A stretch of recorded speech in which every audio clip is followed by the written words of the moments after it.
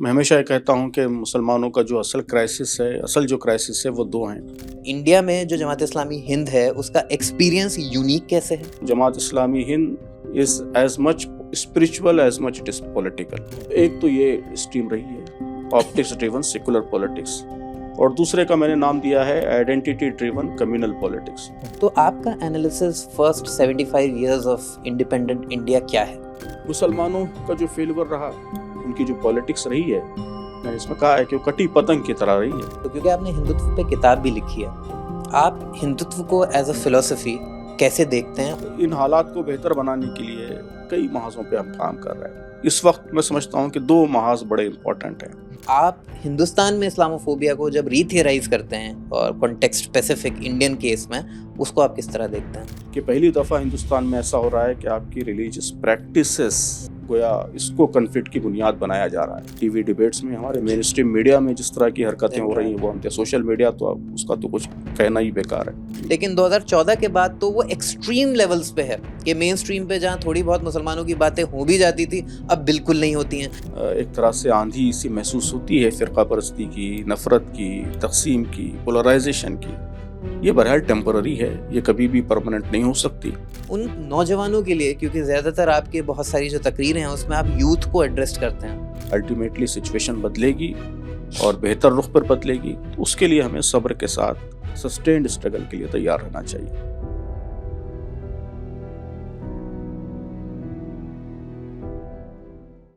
آج ہم بات کر رہے ہیں سید سعادت اللہ حسینی صاحب کے ساتھ، جو کہ جماعت اسلامی ہند کے امیر ہیں۔ جب آپ کو جماعت اسلامی ہند کی مرکزی مجلس شورا میں شامل کیا گیا، اس وقت آپ اس کے سب سے نوجوان اور کم عمر رکن تھے۔ آپ centre for study and research کے چیئرمین بھی رہے ہیں۔ اسلام، انڈین مسلم اور موجودہ حالات پر آپ برابر لکھتے اور بات کرتے ہیں۔ آپ کئی اہم کتابوں کے آتھر بھی ہیں، جن میں خاص طور پر ہندوستانی مسلمانوں کی تمکین اور ترقی، ہندوتو، انتہا پسندی، نظریاتی کشمکش اور مسلمان، اصلاح معاشرہ، منصوبہ بندی اور اس کے طریقہ کار، سنگ میل، بدلتی ہوئی دنیا اور اسلامی فکر، خواتین میں اسلامی تحریک قابل ذکر ہیں۔ آج ہم ان سے بات کریں گے ملک کی موجودہ صورتحال پر اور مسلمانوں کو درپیش چنوتیوں پر۔ اسی کے ساتھ اسلاموفوبیا کو بھی انڈین کانٹیکسٹ میں سمجھنے کی کوشش کریں گے۔ محترم سعادت اللہ حسینی صاحب، ہمارے اس خاص پروگرام میں آپ کا استقبال ہے۔ بسم اللہ الرحمن الرحیم، نحمدہ و نصلی علی رسولہ الکریم۔ میں بہت شکر گزار ہوں اور آپ کی سرگرمیوں کو اور پوڈ کاسٹ کو اور اس کی تفصیلات کو جان کر بہت خوشی ہوئی۔ میں نے انٹروڈکشن میں بھی بتایا، جب میں آپ کی بایوگرافیکل اکاؤنٹ دیکھ رہا تھا، کہ آپ بہت کم عمر سے ہی جماعت اسلامی سے جڑے رہے، اس کی اسٹوڈنٹ ونگ سے بھی جڑے رہے۔ اور کیا آپ نے اس وقت سوچا تھا کہ آپ امیر جماعت ہوں گے اور اس اتنے بڑے ادارے کو لیڈ کریں گے؟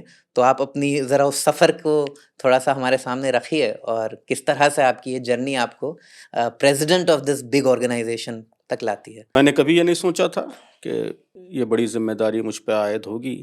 ابتدا میں تو بہت دور کی بات ہے، بلکہ جب انتخاب ہوا اس وقت بھی میرے خیال میں نہیں تھا یہ کہ یہ ذمہ داری مجھ پہ ڈالی جائے گی۔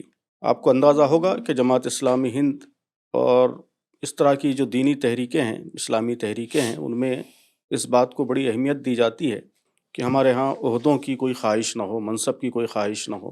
تو عام طور پر جو ارکان جماعت ہیں وہ جماعت میں اہم کردار ادا کرنے کا ایمبیشن تو رکھتے ہیں اور کنٹریبیوٹ کرنے کا ایمبیشن تو رکھتے ہیں، لیکن کسی عہدے کا یا کسی پوزیشن کو حاصل کرنے کا ایمبیشن نہیں رکھتے عام طور پر۔ کمزوری الگ بات ہے، لیکن عام طور پہ یہ جماعت کے ایتھکس کا ایک بہت امپورٹنٹ حصہ ہے، جز ہے۔ تو میری تحریک اسلامی سے کہ ہمارے گھر میں اسلامی لٹریچر آتا رہا، اور تحریک اسلامی کے جو زوما ہیں مولانا مودودی، مولانا صدر الدین اصلاحی وغیرہ، ان کی کتابیں بالکل ابتدا سے آنکھ جب کھلی، شعور آیا، تب سے ہی یہ ساری کتابوں کا مطالعہ شروع ہو گیا تھا۔ تو اس لحاظ سے فکری وابستگی تو بالکل ابتدا سے رہی ہے الحمدللہ۔ عملی وابستگی جب ہم ناندیڑ میں آئے، اور میرے خیال میں 1989-90 کی بات ہے، جب میں 11th اور 12th کا اسٹوڈنٹ تھا، تو اس وقت ایس آئی او سے عملی وابستگی ہوئی۔ تو ابتدا میں ایس آئی او میں سرگرمیاں انجام دی جاتی رہیں، بہت کم عمری میں ہی مجھ پر مختلف ذمہ داریوں کا سلسلہ شروع ہو گیا۔ ایس آئی او جماعت اسلامی کی ایک ہاں، اسٹوڈنٹ ونگ ہے، students Islamic organisation of India. تو میں جس وقت انجینئرنگ فرسٹ ایئر کا طالب علم تھا، ناندیڑ کا صدر مقامی بنا، پھر اسٹیٹ کا پریزیڈنٹ بنا، پھر میرے خیال میں 25 سال کی عمر میں آل انڈیا صدر کی ذمہ داری ایس آئی او کی آئی، اور اسی وقت ایس آئی او سے فارغ ہونے سے بہت پہلے 1999 میں جماعت سے بھی وابستہ ہو گیا رکن کی حیثیت سے۔ تو یہ گویا مختصر وابستگی کی تاریخ ہے۔ ہمارا کوئی خاندانی بیک گراؤنڈ نہیں ہے اچھا، کہ آپ کا والد صاحب وغیرہ باقاعدہ عملی طور پہ وابستہ نہیں رہے جماعت سے، فکری ہم آہنگی رہی، فکر میں وسعت بھی رہی کہ والد صاحب کے پاس ہر طرح کی کتابیں رہتی تھیں، ہمارے گھر میں بھی ہر طرح کی کتابیں رہتی تھیں۔ عملی وابستگی والد صاحب کی بھی نہیں رہی، والدہ بھی میرے بعد رکن بنی۔ یہ بڑی بات ہے کہ جی جی جماعت اسلامی میں اس کا مطلب کوئی نان جماعتی بیک گراؤنڈ سے بھی آ کے جی اس جی کی ہائیسٹ پوزیشن کو لے سکتا ہے۔ جی یہ جی یوزلی اچھی خاصی تعداد اسی طرح کے افراد کی ہے کہ جن کا کوئی فیملی بیک گراؤنڈ جماعت کا نہیں ہے۔ جو میری وابستگی ہوئی ہے وہ بہت سوچ سمجھ کر، کافی لمبے غور و فکر کے بعد، فکر پہ بھی کافی غور ہوا ہے، کیونکہ جیسا کہ میں نے عرض کیا کہ گھر میں ہر طرح کی کتابیں تھیں۔ تو بچپن میں جہاں میں نے مولانا مودودی کو پڑھا، وہیں مولانا اشرف علی تھانوی، مولانا حسین احمد مدنی، امام احمد رضا خان، ان سب جی بزرگوں کا بھی مطالعہ کیا۔ پرانی کتابیں بھی جو ہماری تراث کا وراثت ہیریٹیج کا حصہ ہیں، ایسی کتابیں بھی، اسلاف کی کتابیں بھی پڑھی۔ تو اس لیے فکری لحاظ سے بھی کافی غور کرنے کے بعد گویا تحریکی فکر سے اتفاق اور ہمدردی پیدا ہوئی، اور عملاً بھی میں نے مختلف آرگنائزیشنز کو بہت لمبے عرصے تک جانچا پرکھا۔ اس زمانے میں، اس عمر میں جو بھی جانچنے پرکھنے کا اور دیکھنے کا طریقہ ہوا کرتا تھا، اس کے مطابق تبلیغی جماعت میں بھی وقت لگایا، اور بھی بہت ساری آرگنائزیشنز جو وہاں کام کرتی تھی ان کو قریب سے دیکھا۔ غور و فکر کے بعد یہ گویا بائی چوائس ہے نا، ایک تو ہوتا ہے بائی چانس کہ آپ خاندان میں پیدا ہو گئے، یا بالکل فطری طور پہ آپ کو ماحول میسر آ گیا اور آپ کے پاس وہی ایک آپشن تھا، کوئی اور آپشن نہیں تھا۔ تو اس طرح کی سچویشن نہیں رہی، بلکہ کمپیریزن اور چوائس کے ذریعے میں نے تحریک اسلامی کو فکری لحاظ سے بھی قبول کیا اور عملی لحاظ سے بھی قبول کیا۔ تو اگر میں آپ سے یہ سمجھنا چاہوں کہ جماعت اسلامی کیا ہے ایز جی این آرگنائزیشن، اس کی فکر کیا ہے، اس کے آبجیکٹیوز کیا ہیں، کیونکہ آپ اس طرف اشارہ کر رہے ہیں کہ اس کی فلسفے نے اور اس کی جو آبجیکٹیوز ہے اس نے آپ کو اس کی طرف کھینچا، کیونکہ اور بھی آپشنز اور بھی جماعتیں ایگزسٹ کرتی تھیں۔ تو جماعت اسلامی کیا ہے اور اس کا آرگنائزیشنل اسٹرکچر کیا ہے اور وہ کیا تو اچیو میں کرنا دونوں چاہتا ہے؟ پہلوؤں سے بات کروں گا، فکری پہلو سے بھی، جیسا کہ میں نے عرض کیا کہ دونوں پہلوؤں سے میں نے جانچا ہے، فکری پہلو سے بھی، عملی پہلو سے بھی، تو میں دونوں پہلو سے بات کروں گا۔ تو جہاں تک فکر کا معاملہ ہے، جماعت اسلامی ہند کی سب سے بڑی جو خصوصیت ہے وہ یہ ہے کہ دین کا وہ ایک بہت ہی مکمل اور جامع تصور رکھتی ہے۔ جو دین اسلام ہے وہ زندگی کے ہر شعبے میں گائیڈ کرتا ہے، رہنمائی کرتا ہے۔ وہ صرف ریچولز کا دین نہیں ہے، صرف عبادات جو معروف معنی ہیں ان معنوں میں عرض کر رہا ہوں، عبادات کا دین نہیں ہے، بلکہ زندگی کے ہر شعبے میں، معاملات میں، اخلاق میں، معاشرت میں، فیملی لائف میں، پولیٹیکل لائف میں، اکنامک لائف میں، ہر لائف میں دین کی رہنمائی ہے۔ تو جماعت اسلامی ہند کی فکر کا جو سب سے اہم امتیاز ہے وہ یہی ہے کہ وہ دین کو زندگی کے ہر شعبے میں اختیار کرنا چاہتی ہے، اور لوگوں کو بھی اس بات پر آمادہ کرنا چاہتی ہے کہ وہ دین کو پارٹلی نہیں، سلیکٹیولی نہیں، بلکہ زندگی کے ہر شعبے میں اختیار کریں۔ اسے ہم اقامت دین کہتے ہیں۔ اقامت دین کی جو تشریح جماعت کے دستور میں کی گئی ہے وہ یہی ہے کہ زندگی کے ہر شعبے میں اللہ کی رہنمائی کو قبول کیا جائے، اور ہم فرد کا ارتقاء، معاشرے کی تعمیر، سوسائٹی کا ریکنسٹرکشن، اور ریاست، اسٹیٹ، پالیٹکس، یہ سب کچھ دین اسلام کے مطابق ہو، اسلام کی ویلیوز کے مطابق ہو۔ تو قرآن اور حدیث سے بھی یہی فکر سمجھ میں آتی ہے، یہی فلسفہ سمجھ میں آتا ہے۔ تو جماعت کے لٹریچر میں، اس کی فکر میں سب سے زیادہ کشش اسی حوالے سے میں نے پائی کہ جو دین ہم کو قرآن اور حدیث میں ملتا ہے، دین کا جو کمپریہنسو تصور، مکمل تصور، جماعت نے اسی تصور کو ابھارا ہے، اسی کی دعوت دی ہے، اسی کی طرف لوگوں کو متوجہ کیا ہے۔ دوسری اہم چیز جس نے بہت زیادہ مجھے متاثر کیا وہ جدیدیت میں اور روایت میں توازن کا تصور ہے، ماڈرنٹی اینڈ لیگیسی۔ نہ ایک تو قرآن اور حدیث کی بنیادیں ہیں، وہ پرماننٹ ہیں، مستقل ہیں، دائمی ہیں، اور قرآن اور حدیث کے دائرے کے باہر جو اجتہادات ہیں اور جو ڈرائیوڈ پارٹ ہے اسلام کا، ظاہر ہے کہ اس میں زمانے کے حالات کے لحاظ سے تبدیلی کی، ویریشن کی، فلیکسیبلٹی موجود ہے۔ یہی دین اسلام کی خصوصیت ہے، اور اس کی وجہ سے دین میں دونوں اجزاء بیک وقت موجود ہیں، اسٹیبلٹی بھی موجود ہے۔ قرآن اور حدیث کی جو مستقل چیزیں ہیں وہ دین کو اسٹیبل بناتی ہیں، اور ڈائنامزم بھی موجود ہے کہ جو بدلتے حالات ہیں اس کا ساتھ دینے کی بھی دین کے اندر صلاحیت موجود ہے۔ تو مولانا مودودی علیہ رحمہ کی جس کتاب سے میں سب سے زیادہ متاثر ہوا، سبھی کتابوں سے ہوا لیکن سب سے زیادہ جس نے میرے قلب و دماغ پر بہت گہرا اثر ڈالا وہ تنقیحات ہے۔ تنقیحات میں بہت ہی غیر معمولی توازن ملتا ہے، اور جو سوالات ایک نوجوان ذہن میں پیدا ہوتے ہیں کہ ہم بدلتے ہوئے حالات کا کیسے ساتھ دیں گے، بنیادی طور پر اس میں ریشنلزم پر، مغربی فلسفے پر مولانا نے تنقید کی ہے، اور ساتھ ہی جو مسلمانوں کا جو ریجڈ بیہیویئر ہے، علماء کا جو ریجڈ بیہیویئر ہے، اس کو بھی کرٹیسائز کیا ہے، دونوں کو کرٹیسائز کیا ہے۔ اور یہی بات اس میں بہت دلائل کے ساتھ بیان کی ہے کہ دین اسلام اس میں دونوں چیزیں ہیں، قرآن اور حدیث سے بنیادوں سے وابستگی بھی ہے، اور اجتہاد، نئے حالات، نئے مسائل کا ساتھ دینے کی بھی صلاحیت ہے۔ تو فکری سطح پر یہ دو چیزوں نے مجھے بہت زیادہ متاثر کیا۔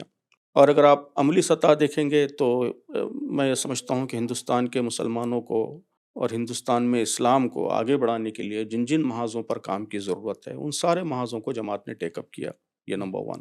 نمبر 2، جماعت کی آرگنائزیشن ہے جس میں کوئی موروثیت نہیں ہے، کسی خاص طبقے کا غلبہ نہیں ہے، فکر کی آزادی ہے، ڈیبیٹ کی، ڈسکشن کی آزادی ہے، تنقید کی آزادی ہے، اور بڑی حد تک آنیسٹی ہے، ایمانداری ہے۔ رکن بنانے میں ایک بہت ہی فلٹر کا نظام ہے، اسٹرانگ فلٹر کا نظام ہے، جس کی وجہ سے اس نے اپنا کلیکٹیو کیریکٹر بڑی حد تک محفوظ رکھا ہے۔ تو اس طرح کے بہت سے عملی پہلو بھی، عملی خوبیاں بھی اس نے بھی متاثر کیا ہے۔ تو میں سمجھتا ہوں کہ یہ دونوں پہلو ڈسٹنکشن کے میں نے بیان کیے ہیں۔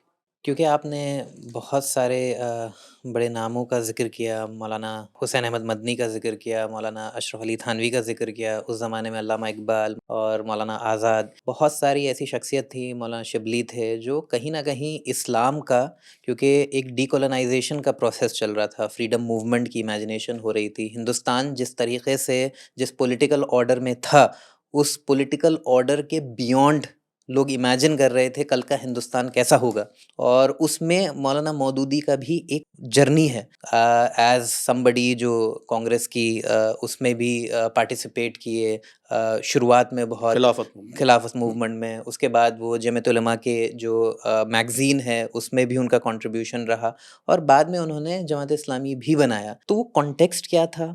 اس کانٹیکسٹ میں Maulana Maududi from the point of view of debate Indian Muslims کی جو موجودہ حالات تھے اور ان کا فیوچر جو ریکوائرمنٹ تھا، اس کو کس طرح سے دیکھ رہے تھے؟ 2-3 باتیں اس حوالے سے عرض کروں گا میں۔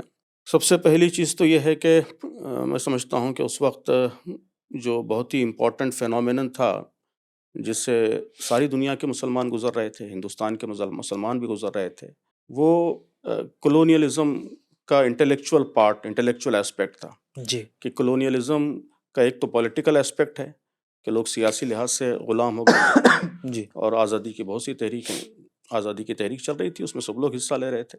لیکن جو دوسرا امپورٹنٹ ایسپیکٹ تھا وہ انٹلیکچوئل تھا، کہ بڑی حد تک ساری جو سبجوگیٹڈ قومیں تھیں مسلمان سمیت، وہ سیاسی لحاظ سے ایک طرح سے مغرب کے سحر میں مبتلا تھے۔ اچانک ایکسپوجر ہوا تھا، یورپ کی ترقی، ان کا تعلیمی نظام، اور انڈسٹریل ریولوشن کے بعد اچانک بالکل نئی دنیا وہاں پہ آباد ہو گئی تھی، اور اس کے نتیجے میں غیر معمولی پاور بھی ان کو حاصل ہو گیا تھا۔ تو اس کے نتیجے میں ایک طرح کی ذہنی غلامی، فکری غلامی بھی پیدا ہو گئی تھی۔ یہ امیجنیشن بہت کم تھا کہ اسلام جو ہے وہ کیسے ان نئے مسائل کو حل کر سکتا ہے، اور کیسے ایک تو ہمارے روایتی طور طریقے ہیں، عبادات ہیں، رواج ہیں، اس سے اوپر اٹھ کر جو بڑے قومی مسائل ہیں، سیاسی معاشی مسائل ہیں، ان مسائل میں اسلام کا کیا کردار ہو سکتا ہے، یہ امیجنیشن نہیں ہے تو نہیں کہہ سکتا میں، لیکن بہت ہی ڈائلیوٹ ہو گیا تھا، کمزور ہو گیا تھا۔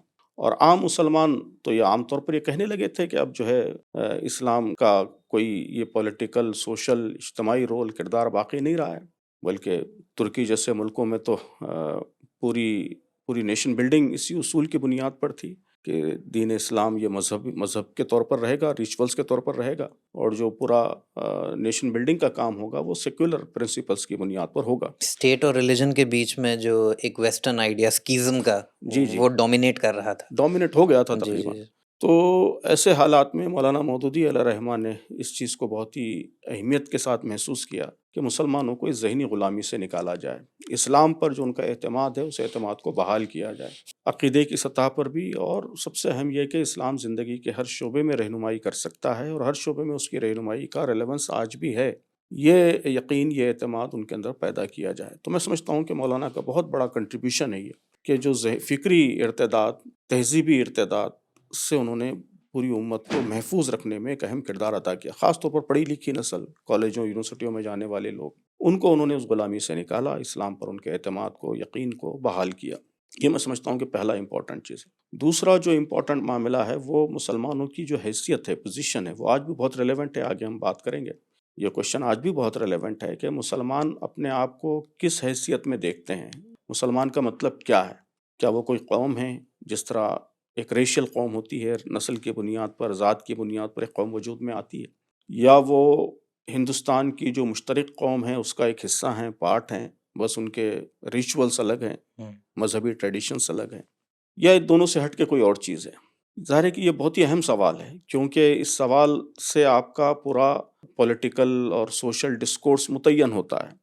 آپ اپنے آپ کو کیا سمجھتے ہیں، اسی سے آپ اپنا کورس آف ایکشن ڈیفائن کرتے ہیں، طے کرتے ہیں۔ تو اس وقت دونوں افکار تھے کہ ایک طرف یہ فکر تھی کہ مسلمان ایک الگ قوم ہے، بالکل الگ قوم ہے، اور قوم اسی معنی میں جس معنی میں اس وقت بولا جاتا تھا، تو مسلمان اپنے آپ کو ایک قوم سمجھنے لگے تھے اور قومی کشمکش کا وہ حصہ بن گئے تھے۔ ہندو مسلم دو الگ الگ قومیں مانی گئیں اور دونوں کے درمیان کشمکش میں ایک فریق بن گئے۔ اور دوسرا جو نقطہ نظر تھا وہ یہ تھا کہ مسلمانوں کی کوئی الگ آئیڈینٹی ایز سچ نہیں ہے بھی تو اس کا بہت ہی لمیٹڈ اسکوپ ہے۔ وہ ایک مذہبی گروہ تو ہو سکتے ہیں لیکن مجموعی طور پر وہ ایک ہی مشترک ہندوستانی قوم کا حصہ ہیں، جز ہیں۔ مولانا مودودی نے ان دونوں سے ہٹ کے ایک تیسری چیز پیش کی، انہوں نے کہا کہ مسلمان اصل میں امت ہیں، اور امت ہونے کی حیثیت سے انہیں نہ تو قومی کشمکش کا فریق بننا ہے اور نہ اپنے تہذیبی تشخص کو، اپنی کلچرل آئیڈینٹی کو مکمل طور پر مٹا کر ضم ہو جانا ہے، بلکہ انہیں اپنے تشخص کے ساتھ باقی رہنا ہے، ایک دائی امت کی حیثیت سے کردار ادا کرنا ہے، ایک آئیڈیالوجیکل گروپ کی حیثیت سے کردار ادا کرنا ہے۔ امت کا مطلب یہ ہے کہ وہ مشن رکھنے والے، مقصد رکھنے والے، ایک ڈسٹنکٹ آئیڈیالوجی رکھنے والے گروہ ہیں۔ تو اس کی وجہ سے جو کورس آف ایکشن ڈیفائن ہوتا تھا وہ بالکل مختلف تھا، دونوں سے مختلف تھا۔ چنانچہ مولانا مودودی نے دونوں گروہوں پر تنقید کی، شدید تنقید کی۔ مسلمان اور موجودہ سیاسی کشمکش کی جو پوری بحث ہے وہ دونوں فکری دھاروں پر شدید تنقید کر کے مولانا نے ایک گویا تیسری راہ دکھائی جو اصلاً قرآن و سنت کی دکھائی ہوئی راہ تھی۔ کیونکہ آپ نے اشارہ کیا کہ اس زمانے کے جو بہت پرومیننٹ ڈیبیٹس تھے، اور ان ڈیبیٹس میں سے ایک ڈیبیٹ تھا نیشنلزم کا، اور 1947 پوسٹ 50s جو ڈی کولونائزیشن ہوا دنیا کا، اور جس طرح کا ورلڈ سامنے ابھر کر آیا، اس میں نیشن سٹیٹس ایک ڈومیننٹ آئیڈینٹی ہے۔ تو مولانا مودودی نے نیشنلزم کو ایک طریقے سے یہ بھی بولا کہ بھئی فرام دا پرسپیکٹو آف کہ بھئی ہمارے ہاں جو توحید کا کنسیپٹ ہے کہ ہائیسٹ آرڈر، اور جس طرف ہماری ساری کی ساری کمٹمنٹ ہے، آئیڈیالوجیکل، کلچرل، پولیٹیکل، اور دوسری طرف آج کے دور میں نیشنلزم، ایک ٹیریٹوریل نیشنلٹی کو وہی ساری توجہ کا یا اس کمٹمنٹ کا ایک پوائنٹ بنا دیا جاتا ہے۔ تو بہت کرٹیکل تھے وہ نیشنلزم کے کانسیپٹ کو لے کے، یا جمعیت علماء کی نیشنل اسٹینڈ کو لے کے، کانگریس کو، اور دوسری طرف ہم نے دیکھا کہ الٹیمیٹلی نیشن سٹیٹس ہی ابھر کر آئے۔ تو جماعت اسلامی ہند کو اسپیشلی کیا پرابلمس فیس ہوئیں آئیڈیالوجیکلی اسپیکنگ، یا پھر وہ پرابلمس لوگ ان کے اوپر کرٹیکلی بولتے ہیں لیکن personally speaking they don't see it as a problem. تو یہ جو نیشنلزم کی ڈبیٹ ہے اور جو موجودہ دنیا نیشن سٹیٹس کے فارم میں ایگزسٹ کرتی ہے، تو ایک طرف اقامت دین اور امت کا تصور جو ٹیریٹوریالٹی اور نیشنلٹی سے اوپر ہے، تو یہ ایک بڑا مجھے لگتا ہے کہ اس وقت جو آئیڈینٹی کرائسس ہے پوری دنیا میں مسلمانوں کے سامنے، وہ یہ ہے کہ وہ ایک امت کا حصہ ہیں یا پھر وہ ایک نیشن سٹیٹ کے باشندے سٹیزن ہیں۔ تو ایز جماعت اسلامی کا ہند کا اس پہ کیا پوائنٹ آف ویو ہے، اور اس ڈیبیٹ کو پچھلے ہسٹوریکلی اسپیکنگ آپ کس طرح دیکھتے ہیں؟ بہرحال اب اس ڈیبیٹ کے دونوں پہلو ہیں، ایک تو مین فلاسفیکل پارٹ ہے اس کا، اور دوسرے پریگمیٹک پارٹ ہے کہ اس وقت جو گراؤنڈ ریالٹی، ریئل سچویشن کیا ہے، پریگمیٹک سچویشن کیا ہے۔ تو جہاں تک اس کے فلاسفیکل پارٹ کا تعلق ہے تو میں سمجھتا ہوں کہ جس طریقے سے مغربی فلسفی میں قوموں کو ڈیوائیڈ کیا گیا اور قوم ہی کو اجتماع کی، یعنی انسانوں کے کلیکٹیو بیہیویئر کی مین اساس قرار دیا گیا، تو اس کو اسلام سمیت کوئی بھی مذہبی نظریہ اس کی تائید نہیں کر سکتا، اس کو انڈورس نہیں کر سکتا۔ اسلام تو انسانی مساوات کا قائل ہے۔ اسلام کے نزدیک دنیا کے سارے انسان وہ آدم اور حوا کی اولاد ہیں، ایک ماں اور ایک باپ کی اولاد ہیں، اس لحاظ سے ان کے درمیان بردرہوڈ کا رشتہ ہے، اخوت کا رشتہ ہے۔ تو پریکٹیکل وجوہات سے اگر کچھ اسٹیٹس بن رہے ہیں، باؤنڈریز بن رہی ہیں، تو اس کی ایک پریکٹیکل حیثیت تو ہو سکتی ہے، لیکن وہ انسانوں کو مستقل بنیادوں پر بانٹنے والی چیز اور ان کے درمیان تفریق پیدا کرنے والی چیز، یا ان کے درمیان اونچ نیچ کے تصورات پیدا کرنے والی چیز، اپنے اور غیر کے تصورات پیدا کرنے والی چیز، تو یہ نہیں بننا چاہیے۔ یہ ظاہر ہے کہ یہی آئیڈیل ہے، اسلام کا بھی یہی آئیڈیل ہے، اور یہی بات معقول محسوس ہوتی ہے کہ انسان تو ایک ہی ہے، انسانوں کو کیوں تقسیم کیا جائے، انسانوں کو کیوں بانٹا جائے۔ تو جو ماڈرنٹی نے نیشنلزم کا جس طریقے سے تصور پیش کیا تھا، اور جس کے نتیجے میں پہلی عالمی جنگ، دوسری عالمی جنگ، اور دنیا میں سارے خون خرابے اس کے نتیجے میں پیدا ہوئے، اور وسائل دنیا انسان جو نیچرل ریسورسز ہے، انسانوں جو سارے انسانوں کے لیے پیدا کیے گئے تھے، ان کا بہت ہی ان ایکول ڈسٹریبیوشن ہو گیا کہ بعض قومیں انہوں نے غیر معمولی وسائل پر قبضہ کر لیا، بعض قوموں کو بالکل محروم کر دیا۔ تو انتشار، دشمنی، نفرت، تعصب، وسائل پر قبضہ، یہ ساری برائیاں اسی نیشنلزم کے تصور کی پیداوار ہیں۔ تو اس لیے ظاہر ہے کہ اس پہ تنقید کی جائے گی، اور شدید تنقید کی جائے گی۔ مولانا مودودی نے بھی اس پہ شدید تنقید کی ہے، لیکن اس کا مطلب یہ نہیں ہے ہرگز کہ اگر آپ کسی ملک میں رہتے ہیں اور کسی ملک کے باشندے ہیں تو اس ملک سے آپ کا تعلق نہیں رہے گا، یا اس ملک سے وفاداری آپ کی نہیں رہے گی۔ اس کا ہرگز یہ مطلب نہیں ہے۔ مطلب جو ہے وہ نیشنلزم کی فلسفی اور اس کی جو بنیادیں ہیں، اس کی جو اساسیات ہیں، اس کو مولانا مودودی نے اصلاً تنقید کا نشانہ بنایا۔ میں عام طور پر یہ دونوں میں تفریق کرتا ہوں۔ ایک ہے انٹیگرل نیشنلزم، جس نے بعد میں فاشزم کی شکل اختیار کر لی، اور جس کے نتیجے میں ساری جو فرسٹ ہاف ہے 20th سینچری کا، اس کے سارے فسادات اسی انٹیگرل نیشنلزم کی پیداوار تھے۔ تو وہ ظاہر ہے کہ کسی صورت قابل قبول نہیں ہو سکتا، اور میں سمجھتا ہوں کہ آج دنیا نے بڑی حد تک اس کو ریجیکٹ کر دیا ہے نا۔ یہ دنیا کے کنسنسس سے بھی اب ریجیکٹ ہو چکا ہے کہ نیشن اسٹیٹ کی جو بالکل واٹر ٹائٹ باؤنڈریز تھیں 19th سینچری میں، ظاہر ہے کہ ویسی باؤنڈریز نہیں رہیں۔ اسٹیٹ کی جو سوورنٹی کا تصور ہے وہ بھی اب کافی ڈائلیوٹ ہو گیا ہے، اور گلوبل کوآپریشن، انٹرنیشنلزم، یہ تصورات اب کافی عام ہو گئے ہیں۔ تو میں سمجھتا ہوں کہ اس کو بڑی حد تک دنیا نے بھی کنسنسس کے ساتھ ریجیکٹ کر دیا ہے۔ تو اس کے خلاف ساری دنیا کو کھڑے ہونا چاہیے، دنیا کے سارے مذہبی تصورات کو کھڑے ہونا چاہیے۔ میں سمجھتا ہوں کہ ہندوستان میں بھی یہ لوگ، ہمارے ہندو بھائی بھی واسودیو کٹمبکم کی بات کرتے ہیں کہ ساری دنیا ایک خاندان ہے، ایک قبیلہ ہے۔ اگر واقعی یہ ان کے فلسفے کا حصہ ہے تو یہ ٹھیک وہی بات ہے جو ہم کہنا چاہتے ہیں کہ انسان سارے برابر ہیں، اور وہ ایک انسانی خاندان کا حصہ ہیں، جز ہیں۔ انہیں قوموں کے مستقل واٹر ٹائٹ کمپارٹمنٹس میں تقسیم نہیں کیا جا سکتا۔ لیکن اگر کوئی ریاست وجود میں آ گئی ہے اور ان پریکٹس موجود ہے، ڈی فیکٹو موجود ہے، تو ظاہر ہے کہ آپ اس کے وفادار رہیں گے۔ میں نے اپنی ایک تقریر میں، ایک کتاب میں تفصیل سے حوالے دیے ہیں کہ انسانوں نے بہت سے پریکٹیکل ارینجمنٹس بنائے ہیں زندگی گزارنے کے لیے، کہ ہم بزنس کرنے کے لیے کمپنی بناتے ہیں، ہماری مختلف پولیٹیکل سوشل آرگنائزیشنس ہیں، مختلف NGOs کا ہم حصہ ہیں۔ تو جہاں بھی آپ رہیں گے وہاں کے وفادار رہیں گے۔ آپ کمپنی کے ملازم ہیں تو کمپنی کے لائل رہیں گے، آپ کسی آرگنائزیشن کا حصہ ہیں تو آرگنائزیشن بھی آپ سے لائلٹی چاہے گی، وفاداری چاہے گی۔ آپ خاندان کا حصہ ہیں تو خاندان کے لائل رہیں گے، خاندان کے وفادار رہیں گے۔ تو اسی طرح اگر ایک ملک وجود میں آیا ہے تو آپ ملک کے بھی وفادار رہیں گے اور اس کی خدمت کریں گے۔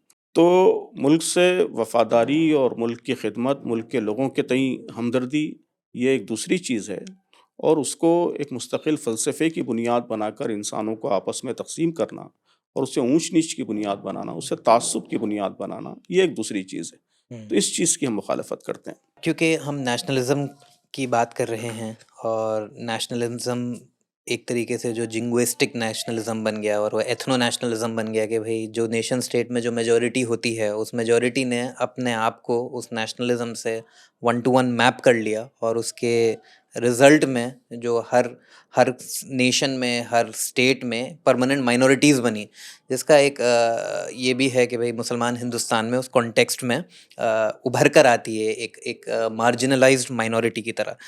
بٹ سامنے ایک یہ بھی سوال آتا ہے کہ جو پارٹیشن کی جب ڈیبیٹ ہو رہی تھی، تو جب ہم لوگ مولانا مودودی کا لٹریچر پڑھتے ہیں تو ایک طرف جناح نے دو قومی نظریے کے نام پہ یہ ٹیریٹوریل ڈویژن کی بات کری، بٹ وہیں پہ مولانا مودودی کا جو اوریجنل ویژن تھا وہ پارٹیشن کے خلاف تھا. اس کی کیا وجوہات تھی؟ کیونکہ میں یہ کویشچن اس لیے ضروری سمجھ رہا ہوں کیونکہ جی ہندوستان میں پارٹیشن کو ایک بہت پیوٹل پیریڈ کی طرح دیکھا جاتا ہے، اور میں یہ سامنے رکھنا چاہتا ہوں لوگوں کے کہ اس میں بھی ایک بہت نوانس ڈیبیٹ تھی. ایسا نہیں تھا کہ وہ مسلم ورسز ہندو کی کوئی ڈیبیٹ چل رہی اور اس میں ہر کوئی بالکل ایک مونولیتھک پوزیشن لے رہا ہے. صحیح ہے، ظاہر ہے. جی نہیں، وہ تو بالکل واضح بات ہے، بلکہ مسلمانوں پہ پارٹیشن کا تقسیم کا الزام لگانا ہی غلط ہے. اب تو جی میرے خیال میں یہ بات اچھی ہے، کافی شواہد اس کے آ چکے ہیں اور ایک طرح سے ثابت ہو چکی ہے بات کہ پارٹیشن کے لیے مسلمانوں کی ذمہ داری بہت کم ہے، اگر ہے بھی تو بہت کم ہے دوسروں کے مقابلے میں. تو مولانا مودودی علیہ رحمہ کی بھی جو تحریریں ہم کو ملتی ہیں تو اس میں مولانا نے کئی چیزیں سجیسٹ کی تھیں، کئی طرح کے سولوشنز دیے تھے. اس میں ایک طرح کا ایک سولوشن وہ بھی تھا جو کیبنٹ مشن نے پروپوز کیا تھا، جس میں 3 انٹیٹیز اور اس کا فیڈرل اسٹرکچر، یہ سولوشن بھی مولانا مودودی نے دیا تھا. ایک شبہ دارالاسلام کے نام سے سولوشن تھا کہ انڈیا ایک ہی رہے اور اس میں مسلمانوں کو بڑی حد تک کلچرل آٹونومی دی جائے، کہ جو کامن معاملات ہیں وہ تو سب کے فیڈرل سسٹم کے تحت چلیں، لیکن جو مسلمانوں کے پیورلی کلچرل میٹرز ہیں اور ان کے مذہبی معاملات ہیں ان کو چلانے کے لیے آٹونومی دی جائے، کلچرل آٹونومی. تو یہ تصور بھی مولانا نے پیش کیا تھا. تو کئی انہوں نے آپشنز دیے تھے. ایسا ان کی ملٹیپل اصل نوانس مقصد یہی پوزیشن تھا تھی. کہ ہندوستان میں جو مختلف مذہبی اور تہذیبی گروہ رہ رہے ہیں ان سب کو اپنے اپنے تہذیب کے مطابق اور اپنے اپنے مذہب کے مطابق عمل کرنے کی بھرپور آزادی رہے، انفرادی زندگی میں بھی اور اجتماعی زندگی میں بھی. مولانا مودودی کا زیادہ زور اس پہ تھا کہ اجتماعی زندگی میں بھی لوگوں کو اپنے مذہب کے مطابق عمل کرنے کی آزادی، اس کے مواقع حاصل رہیں. تو مسلمان چونکہ ایک بڑا گروپ ہیں تو ان کو بھی یہ موقع حاصل رہے. تو میں سمجھتا ہوں کہ یہ اس وقت کے ڈیبیٹس میں ان ساری چیزوں کو پیش نظر رکھنا چاہیے، ملحوظ رکھنا چاہیے. اور آپ نے یہ بات بہت صحیح کہی کہ جس طرح آج پیش کیا جا رہا ہے کہ سارے مسلمان ایک طرف تھے اور سارے ہندو ایک طرف تھے، یہ تو بالکل ہسٹوریکل فیکٹس کے بالکل خلاف بات ہے، ایویڈنٹ فیکٹس کے خلاف بات ہے. ایک اور بات جو اکثر میں آپ سے جیسے ذکر کر رہا تھا کہ ایک بہت امپورٹنٹ شخصیت کا میں ہندوستان کے حوالے سے انٹرویو کر رہا تھا اور انہوں نے باتوں باتوں میں جماعت اسلامی کو RSS سے ایکویٹ کر دیا. حالانکہ میں جماعت اسلامی سے میرا کوئی فارمل رشتہ نہیں ہے، لیکن میں جس طرح سے آپ نے اپنے جوانی کے دور میں الگ الگ موومنٹس کو پڑھا، تحریکوں کو پڑھا، تو میں نے بھی کوشش کری کہ میں ہماری جتنی تحریکیں ہیں ان کے کنٹریبیوشنز ہیں ان کی طرف توجہ دوں، سمجھنے کی کوشش کروں. اور جو میرے ذہن میں مولانا مودودی اور جماعت اسلامی ہند کا جو امیج ابھر کر آئی وہ بہت مختلف ہے جس طرح سے RSS ایک ہندو راشٹر کو یا پولیٹیکل ہندوازم کو امیجن کرتا ہے. اور ایک بڑا کرٹیسزم جو مولانا مودودی کی تحریک کا یا پھر دنیا میں اور بھی جو تحریکیں ایسی گزری جنہوں نے بولا کہ politics is also part of religion in a way that politics informs governance, کہ جو بنیادی اصول ہیں کہ بھئی اچھائی کیا ہے، برائی کیا ہے، اور at the end of the day governance تو اس کی پالیسی میکنگ کا نام ہے نا، ان اصولوں کے مینیفیسٹیشن کا نام ہے آپ کے ڈے ٹو ڈے پریکٹسز میں. تو اس حساب سے governance should not be outside the domain of religion. اگر ریلیجن کے پاس کمپلیٹ ورلڈ ویو ہو تو یہ جو کویسچن ہے، یہ جو بار بار ہمارے کمنٹ سیکشنز میں بھی اور بہت جگہوں پہ بھی میں نے دیکھا ہے، اسپیشلی یہ ریپیٹ ہوتا ہے کہ جماعت اسلامی اور RSS ایک مسلم راشٹر اور ایک ہندو راشٹر کی امیجنیشن ہے اور دونوں فنڈامنٹلی انیکول ہیں. اور ابھی آپ نے پورا ایک مولانا مودودی کے ایک وہ آپ نے ویژن بتایا کہ اس طرح سے انڈیپینڈنس ہو، انڈیویجول چوائس ہو لوگوں کی اپنے اپنے دین کو فالو کرنے کی. تو اس پہ آپ تھوڑا سا توجہ دیجئے، ان دونوں آرگنائزیشنز کے بیچ میں ڈفرنس کیا ہے؟ تو ڈفرنس سے پہلے میں کامنلٹی بتاؤں گا، کس وجہ سے لوگ کامن یعنی ایکویٹ کرتے ہیں. تو میں سمجھتا ہوں کہ ایکویٹ کرنے کی بنیادی وجہ تنظیم ہے، آرگنائزیشن ہے. کہ جماعت اسلامی ہند بھی ایک منظم آرگنائزیشن ہے، کیڈر بیسڈ آرگنائزیشن ہے، اور تربیت پہ، افراد کے ڈیولپمنٹ پہ، ان کے انٹلیکچوئل تربیت پہ کافی جماعت میں زور دیا جاتا ہے. تو آرگنائزیشنلی دونوں کو لگتا ہے کہ وہ ایک ہی طرح کی چیزیں ہیں. ہمارا بھی پھر نیٹ ورک ہے، طرح طرح کی تنظیمیں ہیں، ٹرسٹ ہیں، سماج کے ہر شعبے میں کام ہے، ایجوکیشن میں، کلچر میں، میڈیا میں. تو میرے خیال میں یہ سملیرٹی ہے اصل، اور یہی ہے سملیرٹی. بس فرق کیا کیا ہیں بڑے بڑے، اگر میں انلسٹ کروں صرف بڑے بڑے فرق، میرے خیال میں سب سے بڑا فرق یہ ہے کہ جماعت اسلامی ہند صرف پولیٹیکل موومنٹ نہیں ہے نا. یہ بڑی غلط بات ہے.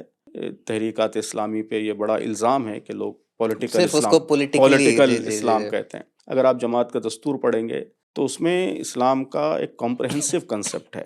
اس میں پولیٹکس بھی شامل ہے، پارٹ ہے، لیکن صرف پولیٹکس نہیں ہے، بلکہ زندگی کے ہر شعبے میں دین کی رہنمائی اختیار کرنا. تو Jamaat Islami Hind is as much spiritual as much it is political ہے نا. اس کا اسپریچولیٹی پہ بھی فوکس ہے، اس کا مورالٹی پہ بھی فوکس ہے، اس کا کیریکٹر بلڈنگ پہ فوکس ہے، اس کا پرسنالٹی ڈیولپمنٹ پہ فوکس ہے، اس کا سوشل ریفارم پہ فوکس ہے، سماج میں جو غلط طریقے رائج ہو گئے ان کو دور کرنے پہ فوکس ہے. اسی طرح سیاست میں بھی جو خرابیاں ہیں ان خرابیوں کو دور کرنے پر بھی فوکس ہے. تو یہ ایک کمپریہنسو چیز ہے، صرف پولیٹیکل موومنٹ نہیں ہے. نمبر 1. نمبر 2، جو چینج لانا چاہتی ہے جماعت اسلامی ہند، اس میں اس چیز کو بڑی اہمیت حاصل ہے کہ یہ لوگوں کی سوچ بدل کر یہ تبدیلی لائی جائے گی. کوئی زبردستی، زور زبردستی کے ذریعے، کوئرشن کے ذریعے کسی کو اس آئیڈیالوجی یا اس کے کسی بھی مینیفیسٹیشن کے لیے مجبور نہیں کیا جائے گا ہے نا. یہ جماعت کی فلسفی کا پارٹ ہے، صرف ویلیو سسٹم کا پارٹ نہیں ہے، بلکہ بیسک فلسفی، بیسک کنسپٹ کا پارٹ ہے. کیونکہ ہم سمجھتے ہیں کہ اللہ تبارک و تعالیٰ نے انسان کو اس دنیا میں آزمانے کے لیے بھیجا ہے، ایگزامینیشن کے لیے بھیجا ہے. تو میں ہمیشہ مثال دیتا ہوں کہ اگر کوئی اسٹوڈنٹ ایگزام لکھ رہا ہے اور آپ جا کے بندوق لگا دیں اس کے سر کے اوپر کہ صحیح جواب لکھو، تو it will be offending against examiner. یہ سب سے زیادہ ایگزامینر کے خلاف آفینڈنگ ہوگا، کیونکہ وہ اس کو غلط جواب لکھنے کی آزادی دینا چاہتا ہے. ہی وانٹس ٹو ٹیسٹ ہم، اور آپ اس کو صحیح جواب لکھنے پہ مجبور کر رہے ہیں، مطلب آپ ایگزامینر کی اسکیم میں انٹروینشن کر رہے ہیں. تو یہ بیسک فلسفی ہے لائف کی اسلام کے نزدیک کہ اللہ تعالیٰ نے آزادی دی ہے، انڈیویجول فریڈم دیا ہے، اور غلط کرنے کا بھی فریڈم دیا ہے، کوئی بھی مذہب اختیار کرنے کا فریڈم دیا ہے. تو لوگوں کے سامنے سچائی پیش کی جائے گی، پریزنٹ کی جائے گی، لیکن ان کو آزادی رہے گی، اختیار رہے گا کہ وہ جو چاہیں قبول کریں. تو جماعت کا یہ ویژن ہرگز نہیں ہے کہ کسی فورس کے ذریعے یا کوئرژن کے ذریعے، زبردستی کے ذریعے کوئی تبدیلی لائی جائے. جو تبدیلی آئے گی وہ لوگوں کی سوچ بدل کر آئیڈیالوجیکل طریقے سے، پبلک اوپینین کے ذریعے تبدیلی آئے گی، چینج آئے گا. تو یہ بہت بڑا فرق ہے. یہاں اس وقت RSS سے بڑی شکایت تو یہی ہے نا مائنورٹیز کو، کہ وہ ہم پر زبردستی کرتے ہیں، ہم کو ہماری ویلیوز کے خلاف کام کرنے پر مجبور کرتے ہیں، ہم کو ہمارے کلچر کے خلاف کام کرنے پر مجبور کرتے ہیں. تو یہ جماعت کے ویژن میں اس کا دور دور تک کوئی تصور، کوئی گنجائش ہی نہیں. تو یہ جو ڈکٹیٹرشپ والا انداز ہے، ٹوٹیلیٹیرین جو اپروچ ہے، وہ اپروچ دور دور تک یہ جماعت کے پورے ویلیو سسٹم سے ہی میل نہیں کھاتا ہے نا. اس کی سوچ سے، اس کی آئیڈیالوجی سے ہی میل نہیں کھاتا ہے. چنانچہ یہی وجہ ہے کہ جماعت کے دستور میں یہ بات لکھی ہوئی ہے. اگر آپ دستور پڑھیں گے تو دستور میں یہ بات لکھی ہوئی ہے کہ جو بھی ہم تبدیلی لانا چاہتے ہیں وہ تبلیغ و تلقین کے ذریعے، اوپینین کو بنانے کے ذریعے، رائے عامہ کے ذریعے، پبلک اوپینین کے ذریعے ہم تبدیلی لائیں گے. اور ہم کوئی ایسا طریقہ اختیار نہیں کریں گے، یہ بھی لکھا ہوا ہے دستور میں، کہ ہم کوئی ایسا طریقہ اختیار نہیں کریں گے جس سے لا اینڈ آرڈر ڈسٹرب ہوتا ہو، جس سے فساد فی الارض پیدا ہوتا ہو، مسچیف پیدا ہوتا ہو. یہ بھی لکھا ہوا ہے کہ جس سے فرقہ وارانہ اور طبقاتی کشمکش پیدا ہوتی، کہ کمیونل ٹینشن پیدا کرنے والا کوئی طریقہ بھی ہم اختیار نہیں کریں گے، ہے نا. کمیونل وائلنس تو دور کی بات ہے، کمیونل ٹینشن، کمیونل رفٹ پیدا کرنے والا کوئی طریقہ بھی ہم اختیار نہیں کریں گے. تو یہ سارے ہمارے ویلیو سسٹم کا پارٹ ہیں، یہ ہمارے دستور کا حصہ ہے، کانسٹیٹیوشن کا حصہ ہے. سارے ارکان جماعت اس کے پابند ہیں. ہماری جو پوری آئیڈیالوجیکل گرومنگ ہوتی ہے وہ ان پرنسپلس اور ان ویلیوز کی بنیاد پر ہوتی ہے. تو ظاہر ہے کہ RSS پر جو تنقید ہوتی ہے وہ تو انہی چیزوں کو لے کر ہوتی ہے. تو جو RSS کا نگیٹیو پارٹ ہے جس کو لے کر اس پر تنقید ہوتی ہے، تو جماعت اسلامی ہند کی آئیڈیالوجی، اس کے ویلیو سسٹم میں ان چیزوں کی دور دور تک کوئی گنجائش ہی نہیں.